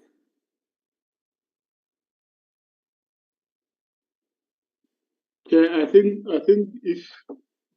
if we make commitments and we don't deal with that commitments, any actions must happen, because we can't always make commitment and we don't do what we're supposed to do. Thank you, Chair. Chair, can I just come in? Honorable Kalipi, Yes. come in so we can get the speaker to come in after you. Yes, Chair. I just want to get a clarity in terms of Upoka, the acting mayor. Is he not also the chairperson of community services and chairperson of the technical committee? How long is he going to act? And what is the reason why the mayor is no longer here? Why the mayor is only for such a long time? So I'm worried if the chief whip of the majority party in the council is also an acting mayor and he's got other responsibility. So can it be clarified in terms of the law?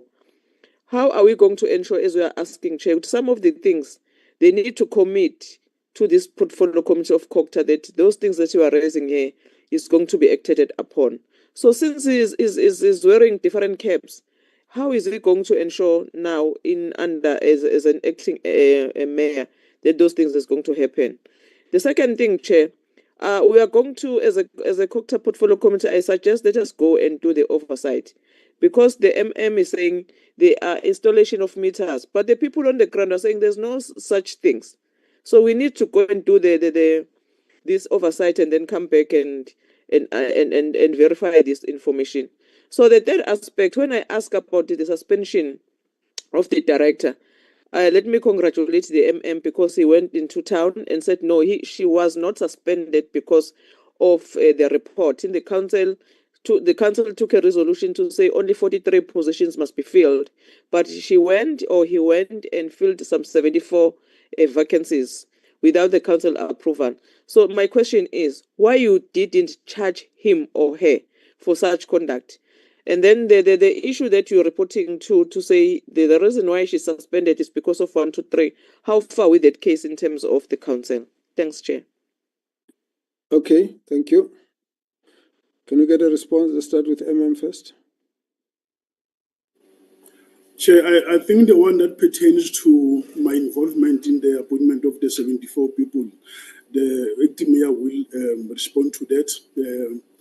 The matter of the director, like I indicated, Chairperson, the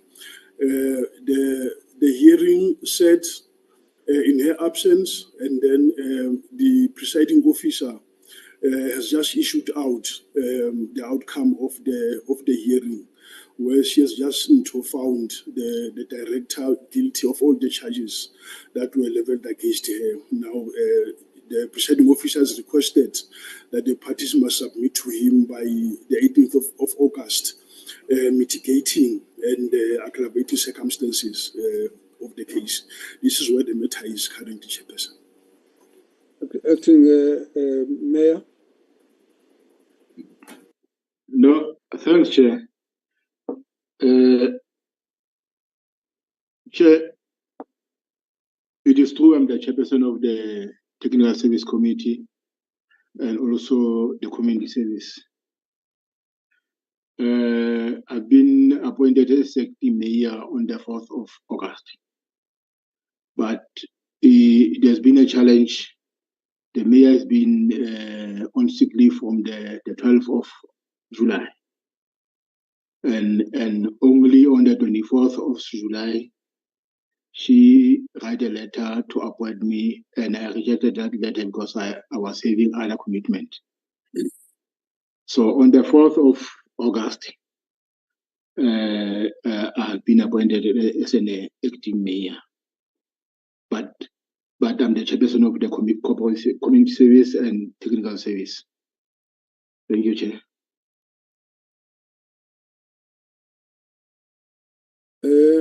I wanted us to close this issue. Do I still have any hands up here? I wanted the speaker to come in, then we close. I see so many hands here. Can you all remove the hands so we know where we are? Honorable Speaker, the Speaker, you've got all these undertakings. Where do you stand? Are we going to get all of these things attended to? Can you see the Speaker?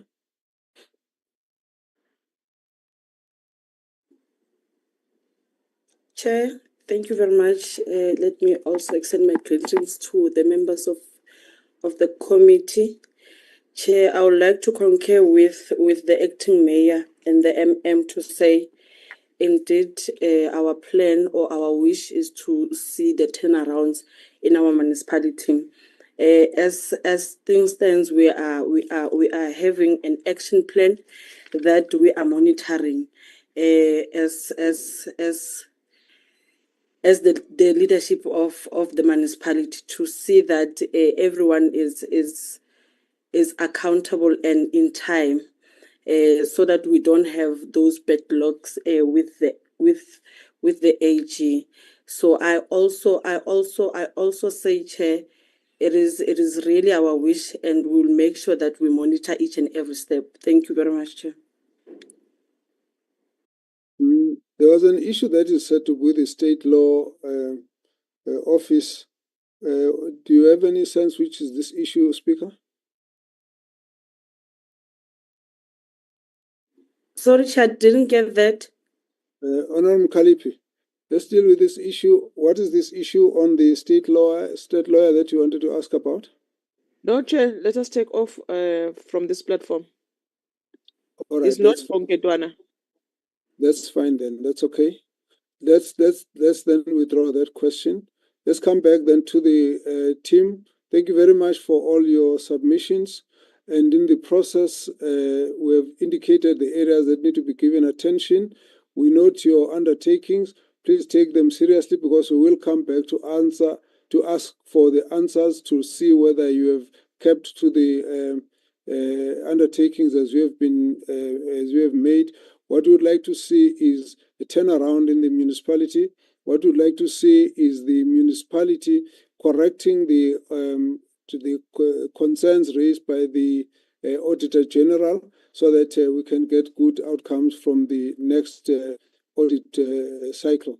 So thank you very much to the Mayor, the Acting Mayor, the MM, and the Speaker. At this point, we would like to excuse Nketwana. We go to the next municipality. Let's invite Pumelela Municipality to come in. The MECs and the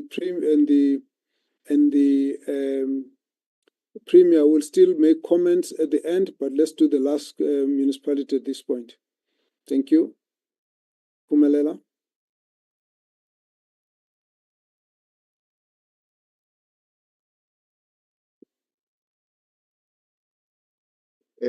Thank you, Chair.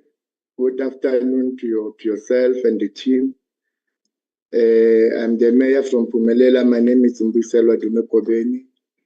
I'm with the Speaker, who has joined Meto Sizwane. I'm with the MM, Mekuku. Nkangase, I'm with the CFO, Ntate Ralbenya, and also with the Director, Corporate Service, Ntate Nsizwa Maimela. Yes, Chair. I think we will allow you to raise questions to us, because we were given a chance to submit the presentation to you, and also we presented to you while we in Bloemfontein. Thank you, Chair. Very well. Welcome to the team. Let's go for the questions straight away to the members. If there are any questions to raise. Honorable members, Honorable Mkalipi, you will be the first. Please go ahead. Thank you very much, Chair. Chair, firstly, I want to ask the Mayor about the municipal workers that were paid half salaries on the payday in June. And 2 days later, the other half was paid. So, to me, this is a sign of challenges with the cash flow, and is going to result in a financial distress for the workers, as debit orders and other financial obligations will be negatively affected. So what is the way forward to address this situation, Mayor? That is number one. Number two, in Extension 4, there's no supply of water in some part of it. And the whole of Extension 5 in Friede does not have water and electricity. The residents are complaining and are crying. The residents are not even happy with the water billing system, while they don't get enough water, and some of them, they don't have water in their home. So the other question is the issue relates to the land audit. Have the municipality have done the land audit for the municipality?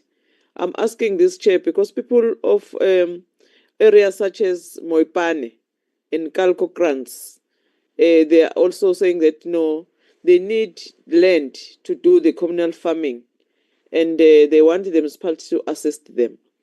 There's an issue of the bridge there in Extension 4 in Friede, Mayor. Even 2 people died in April while trying to cross the bridge during the heavy rains. What is the latest? What are you going to do to address these issues? Because that bridge connects towns like Memel, but during the heavy rains, people are being swept away. In Lindelani, informal settlement, I understand that this formal settlement has been in existence for 30 years or more, and residents want to be formalized. What is your plan as the municipality? In Warden, what is the plan to provide people with sites and houses, Mayor? Because the provision of sites and RDP houses in the past was not administrated correctly. People are saying that they were in the queue, they were on the line, but when it comes to the distribution of houses, they were also jumped. Thanks, Chair. May we please have some responses? Honorable Mayor and your team. Try and show your face as you speak. Yes, no, thanks, Chair. I will respond to you, and then I will also request in Extension 4, we are supplying water as the municipality due to the infrastructure that was not finished. And the contractor that was appointed during that time, they never finished their work. And when we reported this matter, I remember we reported it to the MEC when we came in as a new administration. And we received a report that there is a case that is going on about those people. They've opened the case for these people who didn't finish the project. But as the municipality, we can't fold our arms and say because of that contractor which didn't finish their work, then we must just fold our arms. That's why we are supplying them with water whilst waiting for the human settlement to come and assist, because we have raised this issue with human settlement to say while waiting for the case to continue, and while we assist by distributing water, we ask them for their intervention to come in so that they can assist us, and they have promised that they will come, because we always have a meeting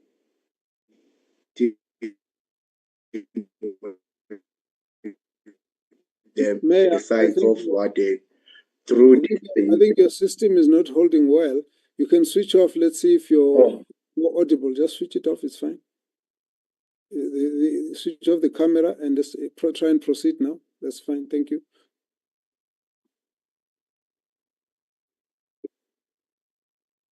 Am I audible, Chair? Yeah, now we can hear you. I was just worried you switched off everything. That's fine. Let's hear. Proceed Okay. now. So. No, yes. I will start again with the issue of Extension 4. That it is true. As the municipality, we are distributing water in Extension 4 due to the fact that there was a project that was unfinished during those times, and in terms of the infrastructure. There's no enough infrastructure there. As the municipality, we decided that in the meantime, we will supply them with water. We will distribute water to that section. And now we also reported the matter to the MEC. Then it was MEC Toto Makuma, and he promised that he will come and assist, only to find that he was assigned another position. But he also gave us information that there was a case that has been opened for the contractor which was working there. But on the other side, we are working with the Department of Human Settlement, and they have promised us to come to work with us. And as we speak, we are in a pipeline to go to those places like Warden, Fred, and Extension 4 and Memel to complete the houses that is incomplete. And even on the site of Warden, we are working with human settlement. In our last council meeting, we had a meeting with the Department of Human Settlement where we are planning as to how to assist when coming to the issues of sites in Warden, Fred, and Mehmet. So on other questions raised, I will request the team first start with the MM to assist. Thanks, Chair. Please proceed. Thank you very much, Madonna, and good morning to Chairperson and the members of the committee.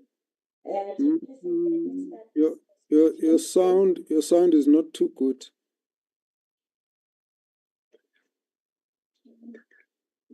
Try again. Chairperson, am I audible? You sound a bit far. Try again. Am I audible now, Chair? That's fine now. Yes, proceed. Okay. Chairperson, let me start with the question of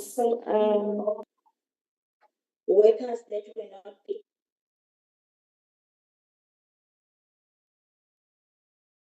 No, please cut off. Sorry, MM. Just switch off your video. Let's see if it makes any difference. Try Okay. now. Chair, am I audible now? It's a bit better. I hope. You've got an echo. Switch off the other mics in the vicinity and then proceed with your camera closed. Okay. Chair, am I audible now? You are audible, but someone there is running a parallel instrument, a gadget that is giving us echo. Can they switch off the others, their volumes? Try that. Chair, how is it sounding now?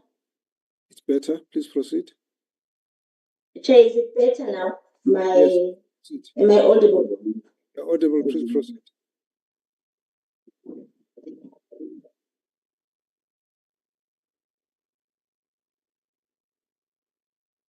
Okay. Chair, am I audible? Yes, proceed. Okay. Chair, I wanted to respond to the question on the workers that were not paid their full salary in June. Chairperson, we acknowledge the issue that raised by the member.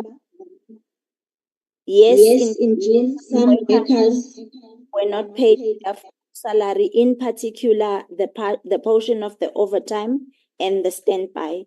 But however, Chairperson, it was later corrected. But I must also agree with the member that as a municipality, we do experience cash flow challenges, which as a municipality we are trying to address in terms of revenue collection and trying to maximize our collection to improve revenue. Chairperson, I will also speak to the issue of Extension 4 just to make an addition on what the Honorable Mayor has highlighted. Human Settlement has come on board. The Office of the HOD Human Settlement has sent a team to assist Phumelela local municipalities in areas of Friede where there were incomplete projects by the department. Together with Warden and Memel, there is movement that is currently taking place. There is a team of investigating officials from Human Settlement together with the district Office of Human Settlement to try and assist. Service providers have been introduced last week to start with their investigation. Also, preparations of the projects that need to be unfolded to correct the errors that happened in the past. And then, Chairperson, I'll move on to question number 3, which talks to land audit. It is an issue that has been raised, especially in our public meetings, where our communities, especially those that are in the farming sector, they are inquiring about commonages. Land audit, Chairperson, has not been done as yet, but we did commit as a municipality that before the end of the first quarter, we should be able to go out and source a service provider to assist in terms of doing the land audit. And then I'll talk to the issue of the bridge in Memel. Yes, the bridge in Memel, especially during rainy season, is a serious problem. We have made attempts to engage with the Department of Public Works, since that area is under the Department of Public Works, to make requests. We've also written to them. We've also showed them the pictures that we have in terms of how the bridge is. We are hopeful, Chairperson, that something will come through. Also, follow-ups are being made. But as I'm talking to you, there isn't any action that has taken place. But what we are trying to do as a municipality is to try and secure graders through Department of Public Works to open other roads in the township of Memel, so that should the flooding happen, at least the residents of Memel, they've got alternative routes to use in order to go in and out of town, because it becomes impossible for them to leave the town when it's flooded. And then there's an area that the honorable member raised, Lindelani, which we refer to as Emavacheni, which is in Friede. Chairperson, in terms of the study that was done, it was established that that area is not suitable for people to habit or to development a township there. But however, there was a delay from our side and the side of human settlement in terms of relocating those people to the other sites. We are currently dealing with the disputes that are between extension 4 and 5, where some of those people can be relocated and put there. Again, we need to also do a cleanup in terms of the list of all the people that reside there, to check which one qualifies for relief from human settlement. And then again, there's an issue which is a burning issue for our municipality, which is the warden sites. Chairperson, the issue is being addressed, but I must indicate that at some stage, because we were experiencing land invasion as a municipality, the municipality then took a decision to put a court interdict. Reason being, there were projects and they were promised by our sister department, Human Settlement, to bring development in a form of houses. However, the projects were not completed. So to avoid the land being invaded by people who were not part of the NHI list, we then put the court interdict to prevent such. But Chairperson, I can indicate that currently the ward councillors through the Office of the Speaker and Human Settlement are busy trying to clean up the NHI list, which was found to have challenges. And also there is a pressure from the municipality for human settlement to complete the infrastructure project in the form of sewer and water, so that as soon as we have the service certificate, we are then able to lift the court interdict and then start with the process of allocating site to the rightful beneficiaries. Thank you, Chair. Thank you.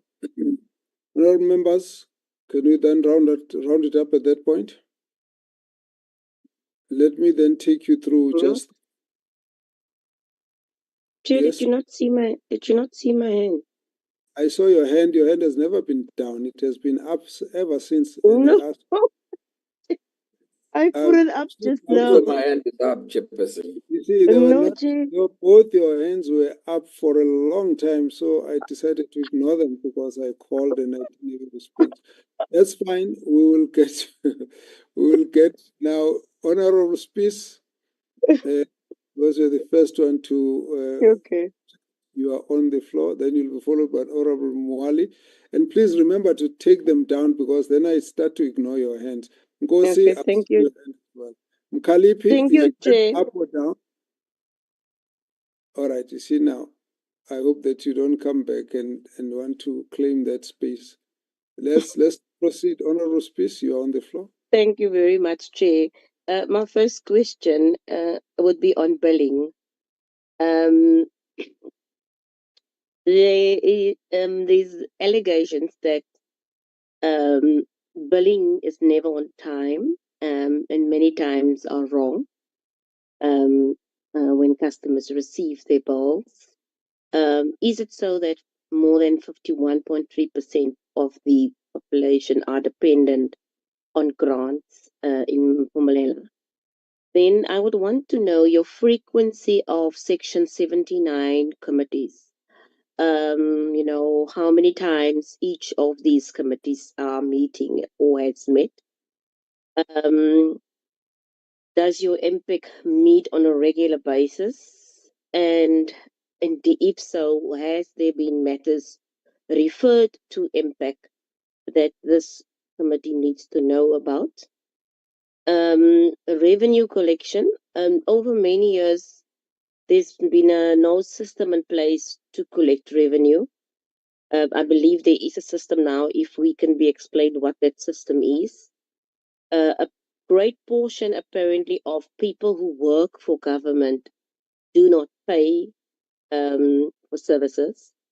And then I do believe that in general, if we look at the audit opinion of this municipality, there's a few matters I think that contributes to that, and I want to understand your maintenance of your water and electricity infrastructure. Are your water meters in place in townships, and are they indeed working? I also need to understand that, is it so that at times for hours on day that that residents go without water? And then your ESCOM bill has escalated in years, and one needs to understand why is that. And if we could be just maybe get an explanation on that.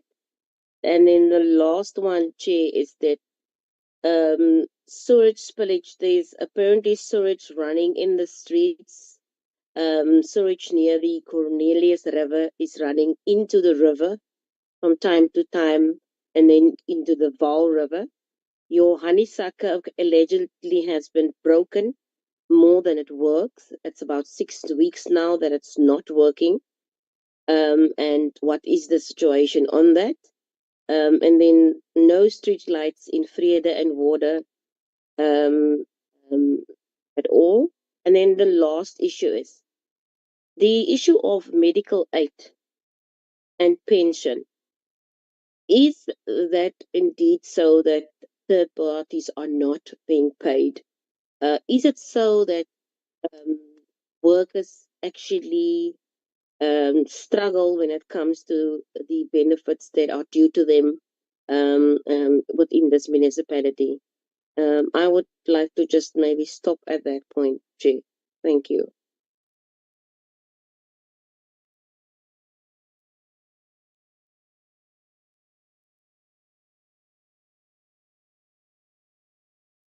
Honorable Speaker, thank you for your questions. But I don't know if you've counted how many questions you have asked.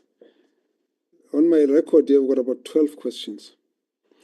There may not be time to deal with the questions in the way you have asked, but I think you just must note that there may not be space for all of those questions to be answered. Let's get Honorable Mwali. Honorable Mwali. Thank you, Chairperson. Honorable Speaker has covered largely some of the questions that I was going to ask. Chair, the UAFWE unauthorized irregular and wasteful expenditure combined for 2023-2024 is sitting at about 1 billion. So, and it has been escalating over the past 5 years. So the question is, has it been investigated by MPEC? Has there been any consequence management as a result? Is the DC or the disciplinary board functional in this municipality? If so, has any cases been dealt with by the DC? Has there been any cases referred to MPEC with regards or that pertains to the UIFWE? And Chair, the electricity losses in this municipality, we're looking at about 81% of 81% of the water losses from the water flowing in the municipality pipelines, and you're looking at about Chair, 54% of all electricity units distributed by the municipality that are being lost by the municipality. And Chair, this is spitting on the faces of the South Africans, because electricity is so expensive as we speak, or at this time. So if you are going to be losing about 81% for water and 55% on electricity, really, I would like the municipality to get us into confidence as to what is happening there. What is it that they're doing to correct this? And also, Chair, their collection, the number of days collecting for paying their creditors, they're sitting at about 1,400 days, whereas they should be sitting at 30 days as per section 65.2 of the MFMA. And Chair, they are also taking very long to collect their debtors. And also, we must mention the fact that the AG has flagged their debtors and said 97% of those debtors are irrecoverable. So they are overstated on their financial statements. So really, if they can take us into confidence as to what is happening there. And one last, Chair, this unqualified with findings, we must say it as it is, Chair.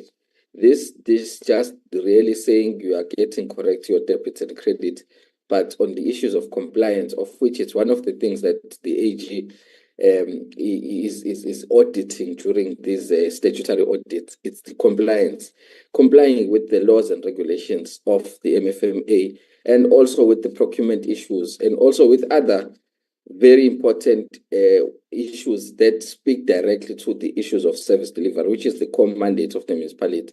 So you might get the debits and correct right, which would land you into unqualified, but you are not necessarily, they don't always necessarily translate to service delivery, which is the core mandate of this municipality. So they can take us to confidence with that. Thank you so much, Chairperson. Thank you very much. Honorable Buthelezi.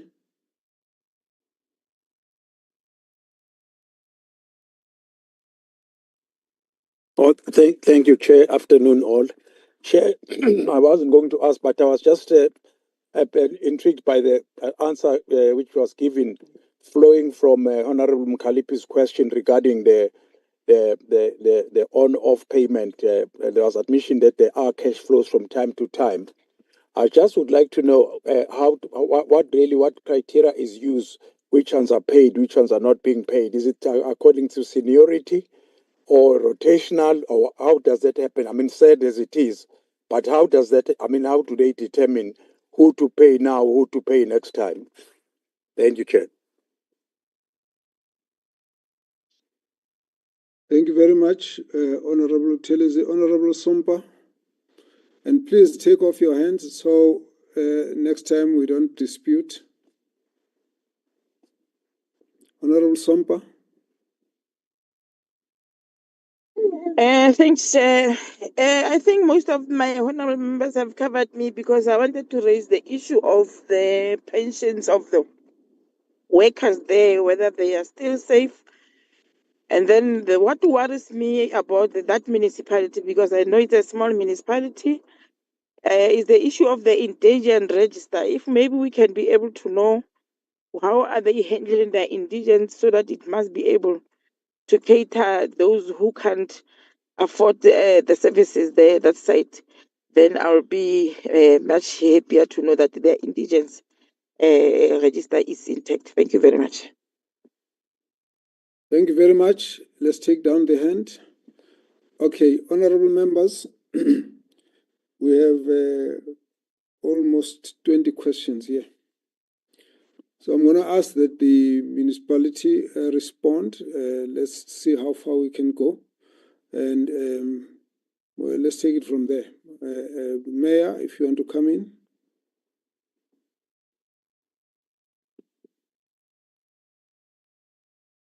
Yeah, thanks, Chair. I will request that the MM and the CFO respond to some of the questions here. That's fine. Proceed, MM.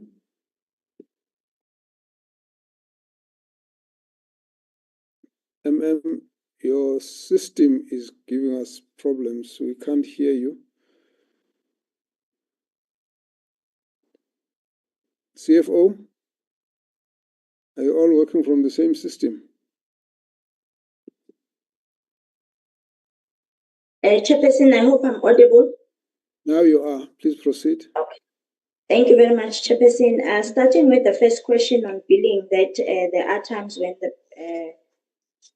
the consumers do not receive their billing. Chairperson, we will agree with the issue raised by the member and further go on to explain that the municipality has developed an app called Call App. We are trying by all means to engage our local towns to understand how the Call App is being used, because the Call App then allows them to access their billing statements via their phone. We are trying to reduce the distribution of statements because we have observed as a municipality that we need to undergo data cleansing. So sometimes when we distribute statements, they do not reach the account holders because of a number of things. Others have relocated, others have deceased, others they've changed their details. The second question that was raised was that 51% of our community is grant dependent. It's true, Chairperson, our municipality is very small with a population of about 54,000. And if you also look into our voters roll, we've got about 24,000 people that are registered there. So our population is an issue, and also economic conditions that prevails around the entire Pumeland.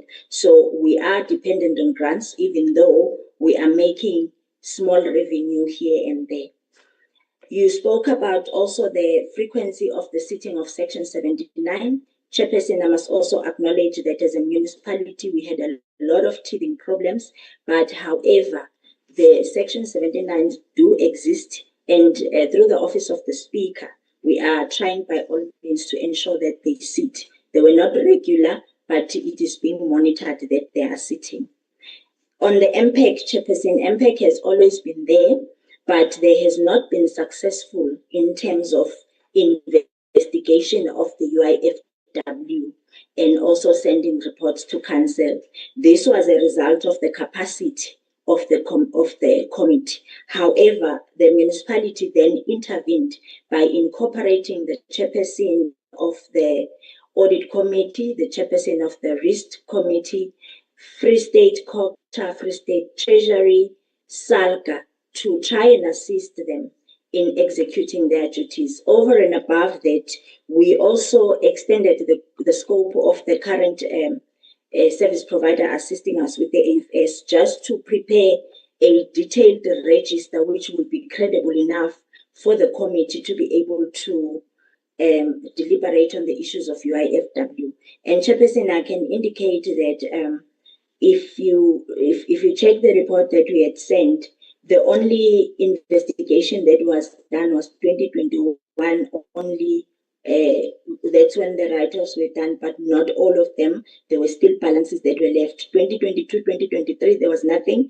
2023, 2024, only fruitless and wasteful expenditure was investigated. But I can then report that with the interventions that have been made in the council meeting of the 30th of June, the report of the MPEC, including all the investigation, has been tabled to council. And we can also indicate that we do have a disciplinary board which is appointed, chaired by a credible candidate from COPTA. So we are now at a stage where referrals must now be made to the disciplinary board for them to further process.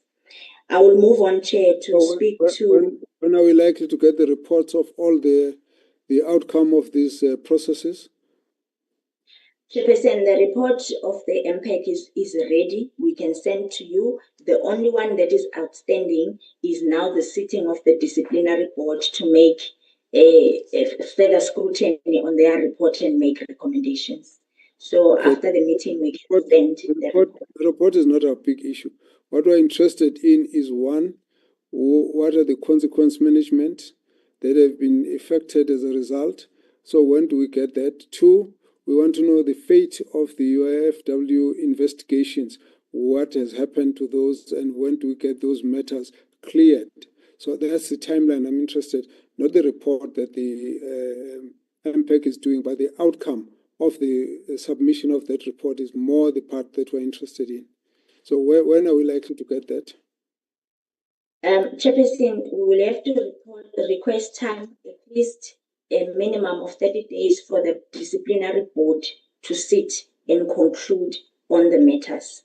We have set three months deadline for all the reports to come to us, so we expect that all of those issues will be incorporated in the report that will come to us via the MEC in 3 months' time, having cleared all your UIFW issues, having cleared your consequence management issues and detailed them to us. And so we will get them at that point. So proceed. Thank you, Chair. I will go on to the issue of collection. There was an issue raised by the member that in the past there was no credible collection system.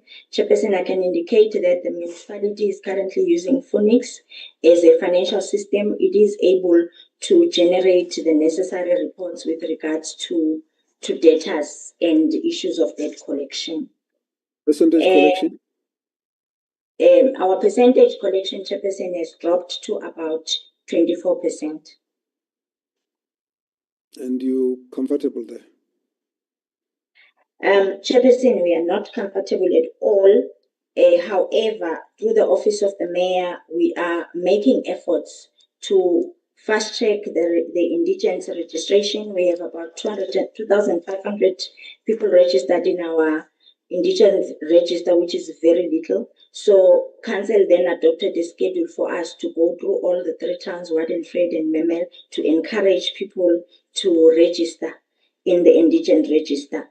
Over and above that, we've adopted a discount scheme for those debtors that are very high, to offer them discounts and incentives if they come and pay.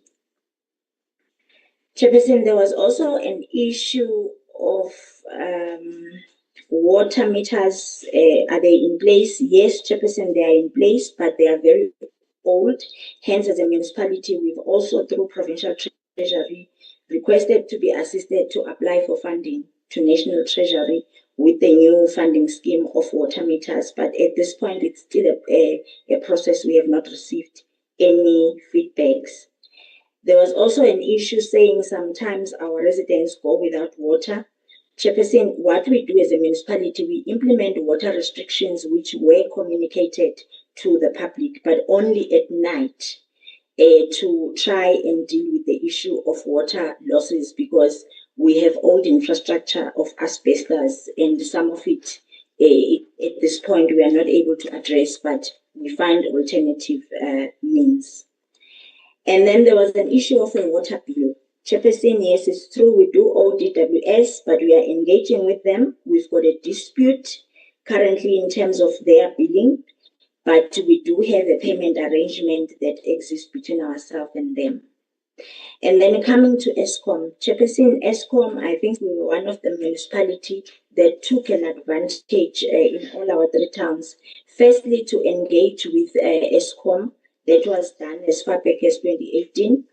And we then reached a point where the municipality was not able to provide proper services in terms of servicing the infrastructure and also being able to manage the billing. So at that point, Chairperson, then a decision was reached by Council to hand over the ESCOM functions, the electricity functions to ESCOM. As I'm talking to you, Chairperson, we have now handed over the electricity function to ESCOM, and in this current financial year, we will be finalizing the issues of the handover, which will also include the infrastructure that the municipality had invested on.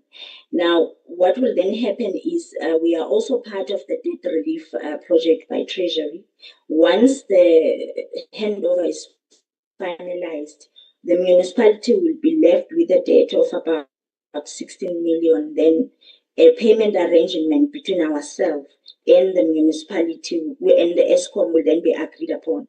The interest will be written off in terms of the agreement that we had with ESCOM, and also as a result of the debt relief project from National Treasury. I then move on, Chairperson, to sewer spillages. Yes, the municipality does have sewer spillages, in particular in Warden and Miamel, and DWS has brought it to our attention. But however, Chairperson, I can indicate that in Warden we have a project that is mainly to address the sewer spillage which is happening on the N3. We are just waiting for the finalization of the water use license for us to proceed with the actual construction. We had already gone out on tender.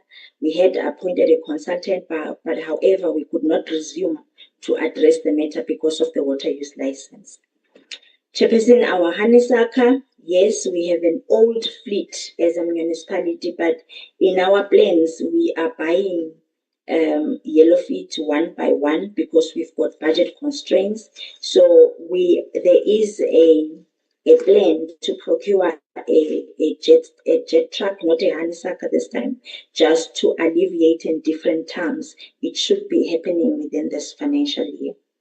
There was an issue of street lights to say there are no street lights in Old Town.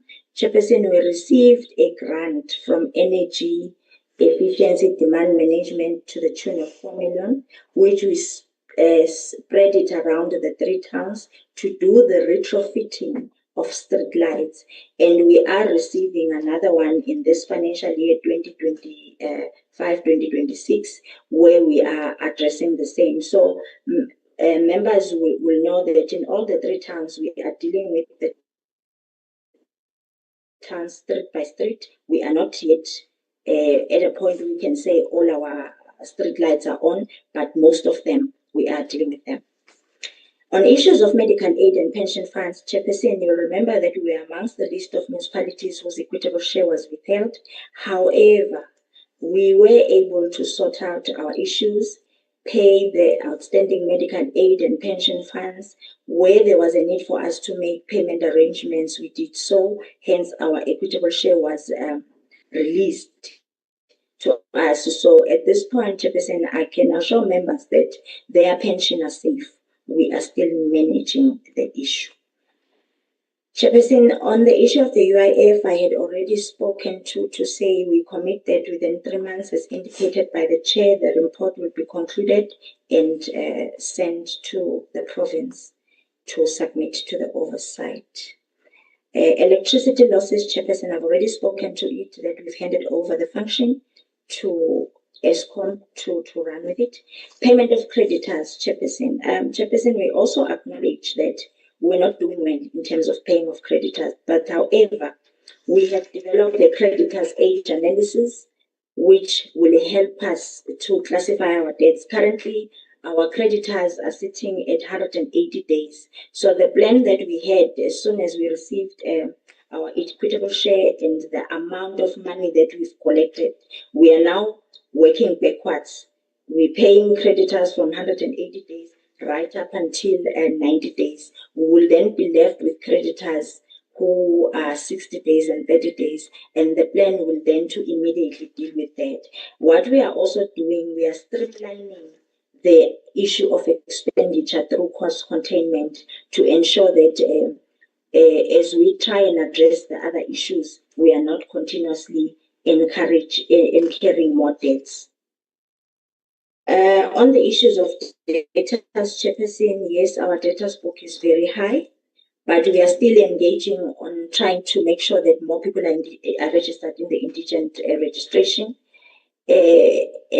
Just to assist on that through the drives that are championed by the Office of the Speaker. Chairperson, on the issue of pensions, I think I've covered. The issue of the indigent register, I've covered. And the creditors, Chairperson, may I stop there? Thank you. Okay, few small issues that need to be closed. The first one, The first one is employees who don't pay for services.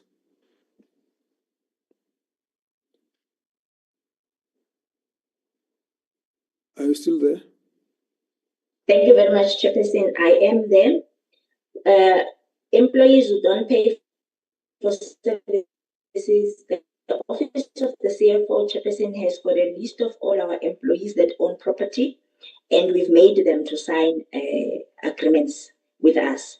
The second leg is the issue of the political office bearers. The Office of the Speaker has been engaged on the list to ensure that the political office bearers also make the necessary arrangement to make payment. Thank you, Chair. So there are many who are not paying for services. You're confirming that? Yes, Chairperson, I am confirming. Do you keep a list as to who those are? Yes, Chair, we keep a list. We have it in the Finance Department. And the timelines as to by when they should have cleared? Chairperson, the reality is that some of the debts are very high. So we have to make an arrangement that will also accommodate them, because if we were to deduct all of it, Chairperson, they will end up with zero pay, which will also now mean we are in violation of the Labour Relations Act. So we are nursing and managing the situation, Chairperson. Thank you. You understand what you are doing. You are defending the reason why you are not doing it. You are not answering the question. I've asked you if you've given them deadlines by which they should have settled. You are saying they shouldn't be put on deadlines. You are actually saying that you are trying to explain why you are not doing it. You are not telling me you are actually not doing it, but you are trying to explain why you're not doing it. Now, the question is, they are not paying. Have you set them on deadlines by which they should pay? We have not done it, but we will take your advice and we will do as such. Okay, isn't that just normal administration? If somebody owes you, you make arrangements by when they should pay?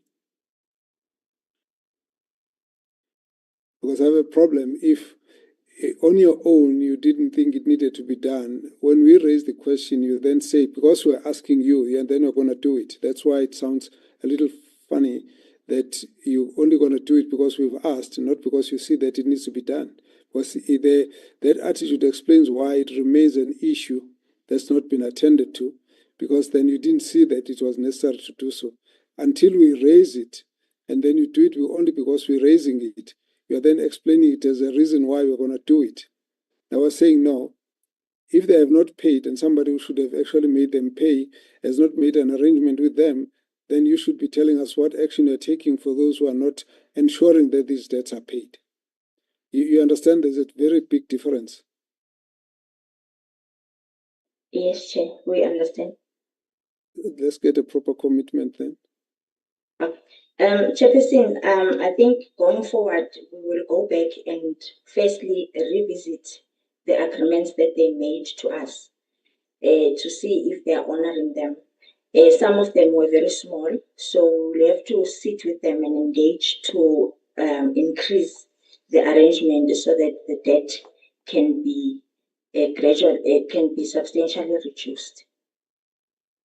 Yeah, I'm just worried about the way you've got all these adjectives about, you're not dealing with an issue from the point that you have spoken to someone and they've said they cannot afford and this. You are defensive upfront before you even approach them. And that's the part that's a bit of a concern to me. Let's agree that what we're asking from you is that people are owing the municipality. We should be setting deadlines by which they should have been able to settle their debt. That's an administrative action that you should take. And then the next question is, if they don't, what do you do? Because what we need is a report that basically indicates that you have taken action to make sure that those payments are done. Now, what we are not expecting is for you to explain to us some are owing very little, or to explain to us that you don't want to take so much that they end up with nothing. We're not there. We're simply saying a simple, straightforward administrative approach is you owe the municipality, this is how much you should pay, by which time then you make those arrangements. But we need you to say that you have put a plan of how these payments will be settled. And now we don't need you to be convinced by us that you should be doing that. Now, it sounds like you're arguing back with us to say we shouldn't actually expect you to do it.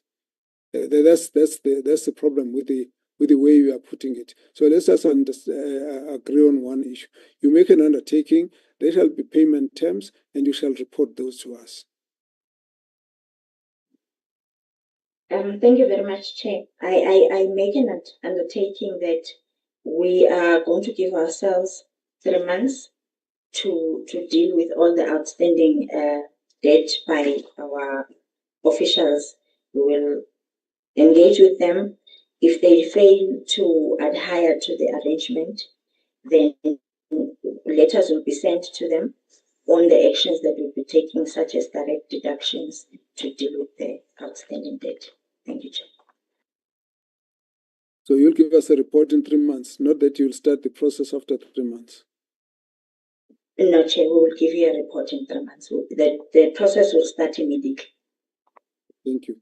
Now, the Auditor General is not happy that you rely on the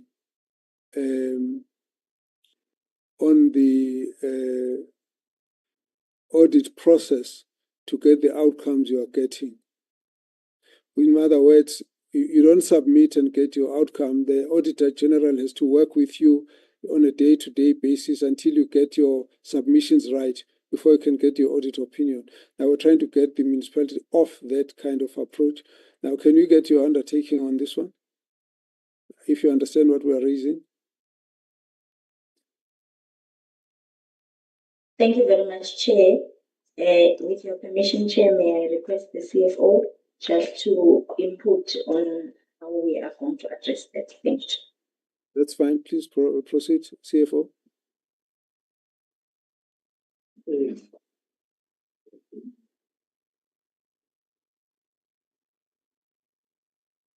I can't hear the CFO. Okay, thank you, Chair, and afternoon to honorable members. Chair, on the reliance on the audit process for achievement of an unqualified audit outcome, first I have to acknowledge that we have on several cases been receiving an unqualified after having made the necessary adjustment. So what we have done now is to develop a turnaround action plan that aims at addressing the internal control deficiencies that lead to misstatements that are there on the financial statements. And we are also dealing with capacitating our internal staff because most of those misstatements are due to a lack of understanding on the staff that process the monthly transactions. So what we have done through the Corporate Services Department via HR, we are scheduling training sessions through which the finance officials who we have identified to lack the basic understanding of CRAP standards are now going to be taken through a rigorous process of training to ensure that we eliminate the misstatements that leads to us having to make adjustments on the financial statements. Such a action plan has already been submitted to council with timelines through which we are binding ourselves as admin as to by when we will have addressed those capacity constraints. Thank you, Chair. Okay. Thank you very much. That the timelines and submission to council and the proper plan is what we're interested in. Then there's an issue of the water losses, and you have indicated you do rationing of water, but then there was an issue of water losses. I think the figure quoted was 54%. Any way of addressing that?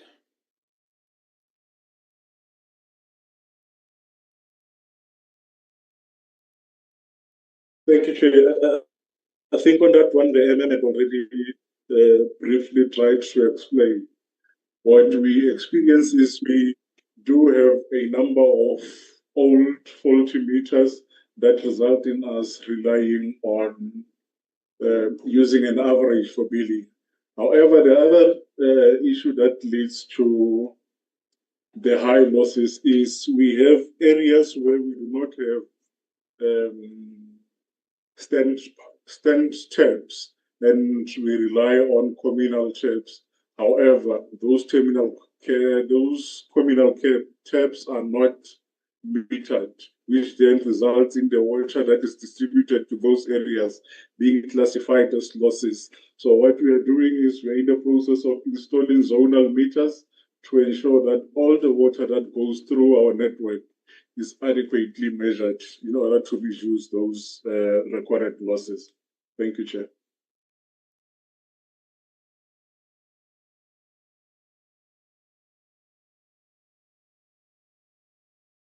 So no, that's fine. So when you're dealing with the issue of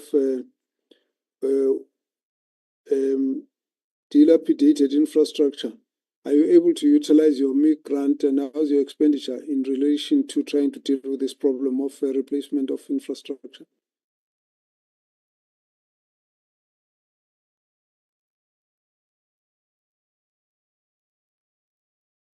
Are we together? Thank you very much. Yes, thank you very much, Chair. Yes, we are trying to utilize both MIC and WISIC to address some of the issues that relates to service delivery, in particular issues of water and sanitation. I think we are getting support from DWS and MIG. However, this financial year, we did have challenges, especially in terms of our MIC. We were only able to spend up to 92%, and then we seek up to, I think, 60%, if I'm not mistaken, 2%, I don't have the exact numbers. But yes, the projects are on the ground to try and address some of the issues.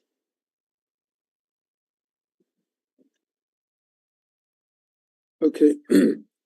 I think the issues that the that the Auditor General has raised, we would like you to give attention to those so that you can improve your outcome. We're actually trying to make sure that everybody ultimately gets clean outcomes. That's one aspect, even before we know whether that translates to effective service delivery. So we would like you to address all of those issues. And I think of major concern to us and the Auditor General is an investigation of unauthorized, irregular, fruitless, and wasteful expenditure, which needs to be dealt with. And we note your commitment. We'll get the report in the next 3 months to see how far you've gone to deal with all of those, with a proper list of consequence management, both in terms of internal disciplinary processes as well as in terms of the referral to for criminal investigation. And we hope that you will be able to submit to us a list of those cases that are being handled with the criminal justice system. Then, of course, the other issue that you deal with, the issue that you have to deal with is the issue of human resource management. And here we need a bit of support from the provincial and national government because of the rural nature of the municipality and inability to attract some of the skills. So with those issues, we would like you to note some of the issues that we need attended to so that they are contained in the report. But other than that, let me say at this point, we want to say thank you to the municipality for all your submissions, and we would like to release you at this point and conclude our discussion engagement with Phumelela Municipality. Let's go through now to the Auditor General's office to make comments, and the provincial team, whether it's COCTA, Treasury, or Premier, if you can just make your comments so that we can now round up this whole discussion, and we need to be closing the next couple of minutes. Auditor General, any comments? Thank you very much, Honorable Chairperson. Good afternoon to you, and good afternoon also to the members of the committee, the Premier, as well as the MECs and the officials on the call. Just to add more, Chair, to the comments that I made in the last time when we were concluding, what I pick up on these engagements today, I think is adding to the issues that we concerned around about the unfunded budgets, and which is something that we believe that the Treasury should focus on it, because we sometimes pick up that even with those ones that we said they've got funded budget, they continue to have unauthorized expenditure. So it's something that we just need to put focus on it. I know sometimes with the issue of the financial recovery plan, the municipalities tend to want to rely on National Treasury when it is a mandatory, but we believe that on their own, when they see that their budget is or their revenue generation is not sufficient, they can always put in their own plans so that they can improve their financial position. And also, Chair, there's matter that was raised, I think it was raised to Dishabeng, where the question was posed to the mayor as to whether are they not supposed to be under administration. And I found as the question that was on point, Chair, on the basis that when we were doing the assessment on the reporting responsibilities, particularly the role that needs to be played by the mayors, is that when they receive the Section 71 and 72 reports, we find that sometimes there's not much interrogation of those reports to ensure that the quality of those reports is correct. And the Section 71 deal with the monthly budget statements, and 72 deal with the mid-year budget and performance assessment. And with the mayor not doing that assessment, they are unable to identify on time the indicators already that could give indication that the municipality has the financial problems, which is required to them in terms of the Section 54 of the PFMA, that they prepare this report and indicate if there are any indicators around about that. So I think, Chair, is something that we need to put emphasis on in terms of the role that played by the mayors to prevent this poor financial health of the municipalities. And then also, Chair, the committee touched quite a lot on the dysfunctionality of the MPEX. And I noted that SALGA did conduct a training. We were also involved in the induction of the MPEX, and we continue to still have the challenges that the MPEX are not fulfilling their role. And therefore, it requires a totally different approach of how do we capacitate the MPEX, because it is the key committee of the council that need to play this important role of making sure that we put some kind of deterrence around about this unwanted expenditure of unauthorized, irregular, as well as fruitless and wasteful expenditure. And then the other concern, Chair, is the issue of the quality of the financial statements, which we cannot really overemphasize its importance, because if there's no attention to it, with the outcomes that are not looking good in the province, we are running a risk that some of the municipalities could regress in terms of the outcome that we expressed in the past. And then the next one is the issues of the consequence management, which require the province. I want to put it really at a level of a province.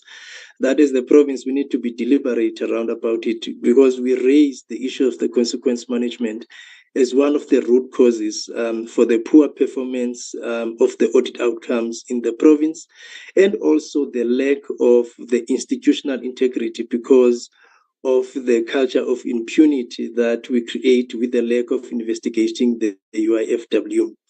And lastly, Chair, I know that you keep on emphasizing the report back that the committee want to receive after a period of 3 months.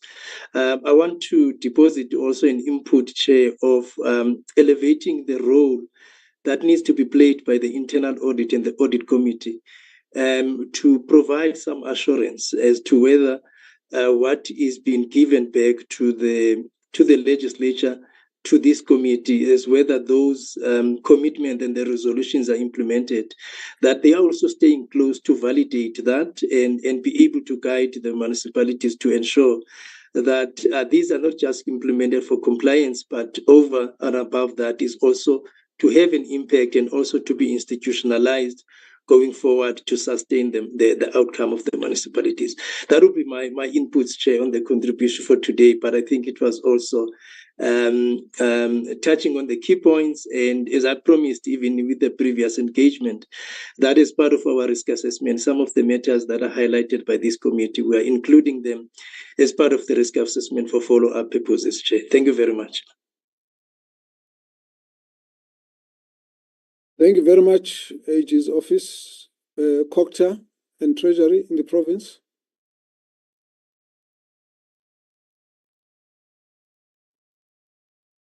Okay, anyone from the Premier's office? Okay, can we move then to...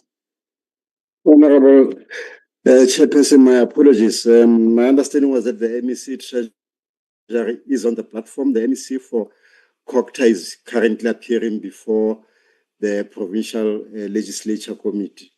We got the apology from the MEC, so we just wanted to know who's from the office, who's from the department to make comments. No, Chair, on behalf of the department, my name is Tsepiso Ramakarane. I am the head of the department, and on behalf of the department, I can just indicate that there indeed has been engagements with municipalities on the 4th and the 5th of August, emanating from the engagements that were there by the committee. The objective was, of course, to get detailed action plans from all these municipalities, and they have been given some sort of a guiding template in terms of how they are going to respond to all of the issues raised by the... Yeah, no, it's fine. I will just go through this. Somebody must be muted. That should be the MEC. Oh, I'm muted. Sorry, just proceed. Somebody else. Yes, Chair.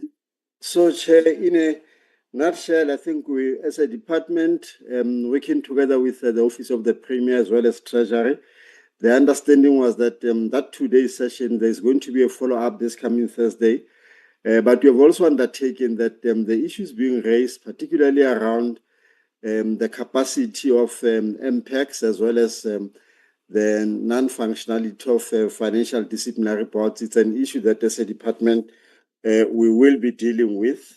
But some of the issues, Chair, I think where we had a responsibility to deal with, such as in the last time when the committee was here, there's to be some forensic investigations, for instance, in the municipality of Maluti.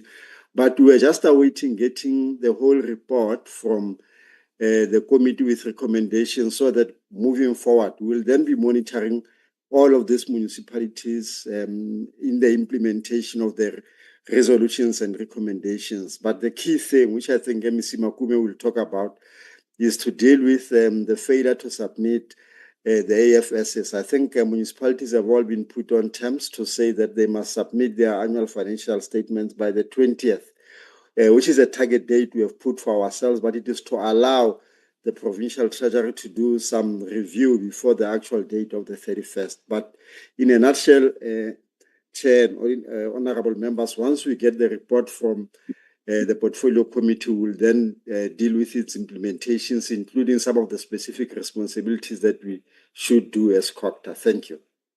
Thank you very much. Scopa, any comments? Closing comments? Standing Committee on AG, any closing comments? Okay. Well, thank you very much. Let me then say we have already given concluding remarks in terms of the approach from the point of view of the Joint Committee. Honorable Chair. Yes. MEC Finance from Free State. Excuse me? MEC Finance from Free State. Oh, I thought they said you're not around. It's MEC COCTA who's not around. Oh, I see. Okay, proceed then. Is the Premier here so that you can just know who else needs to speak? No, the Premier is also not here. She's sitting with the MEC Sports and HOD in preparation of Makufe. That's fine, proceed. But because we're working, the three of us jointly, I need to confirm that on the 31st of July, we had called a meeting which we called all municipalities to account on the number of issues that were raised. On the 4th and the 5th again of August, we had follow-up meetings where the issue of the template was decided. The issue of the deadline for the AFS and the quality thereof was also decided.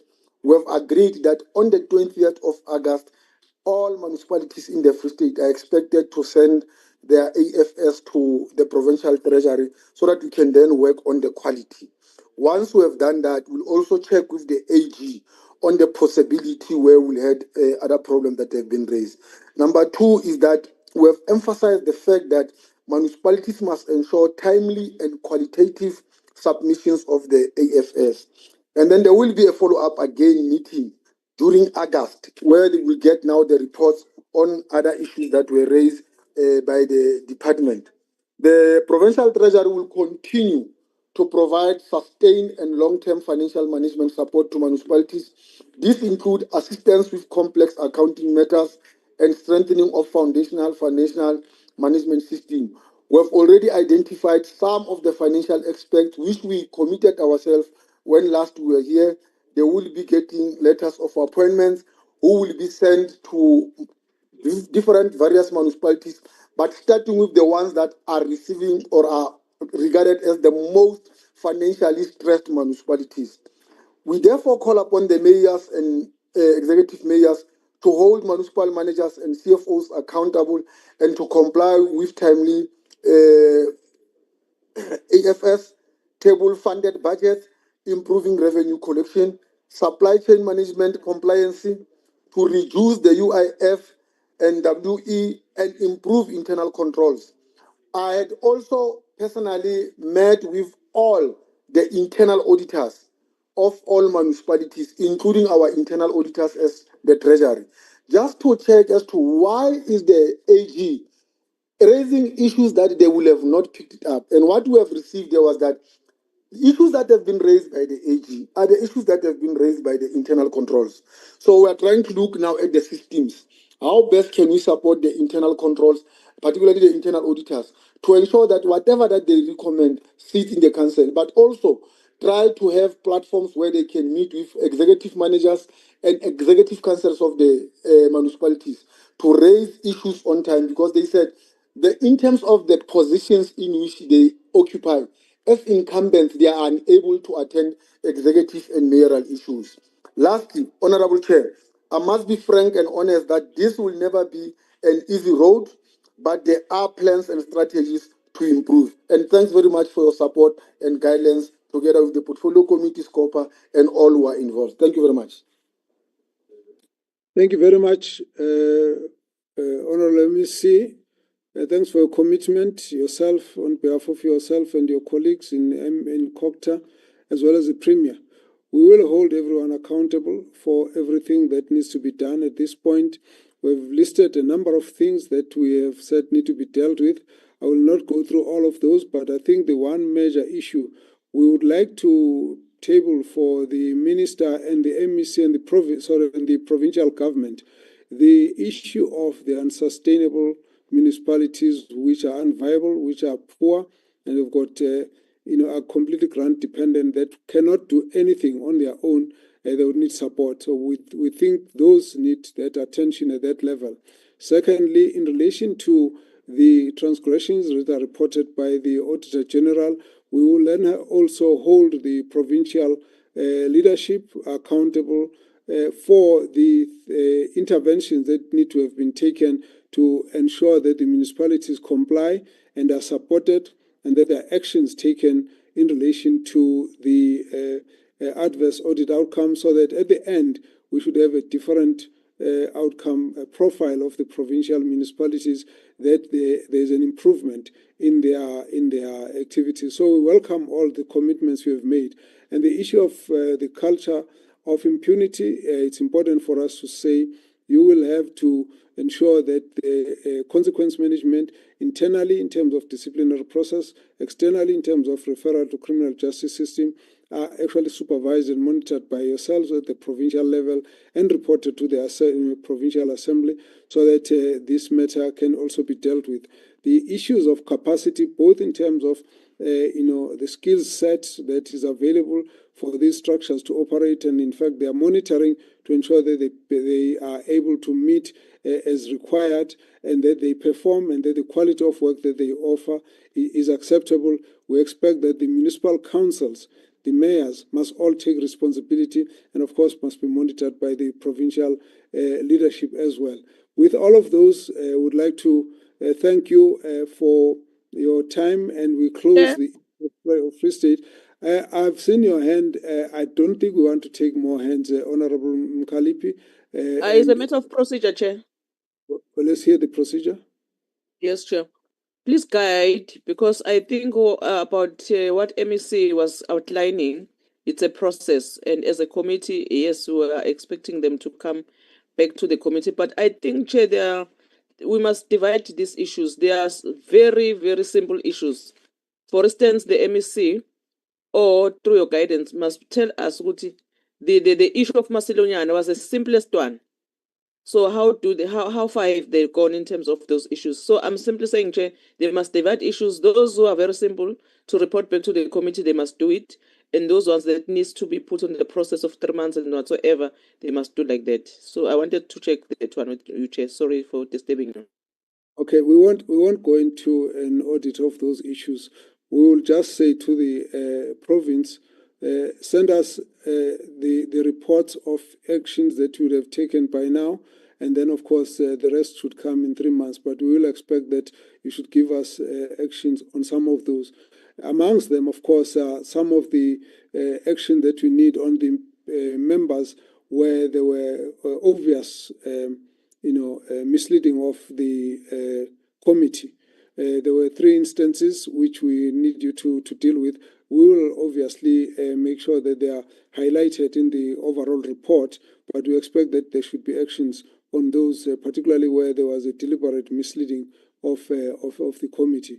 But where there are actions that you would have been able to do, send us the reports as soon as those are ready. Then, of course, we have said that 3 months is the report of all the actions that we expect you to undertake in relation to,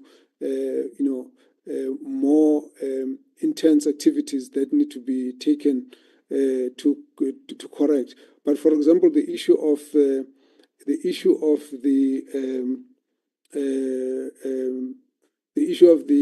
submission to the AG, these are going to be important to ensure that you comply, and we must be able to get what we are discussing here is correction of the wrong or the irregularities.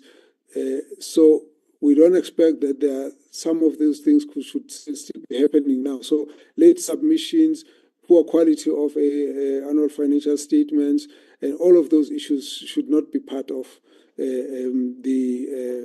your submissions going forward. With that, let me then say we want to thank you once again, and we release all of you to move on with your work. But thanks very much. They will all be the municipalities, the province of East of the Free State, the Auditor General, the the COCTA and finance departments and the MECs. Thank you very much. You are all excused at this point. I'd like the committee members to stay on so that we will then deal with the remainder of the agenda, which should take us a couple of minutes. Thank you very much. At this point, we release the Free State teams. Let's proceed. Please, Sherin, put back the agenda item for the committee.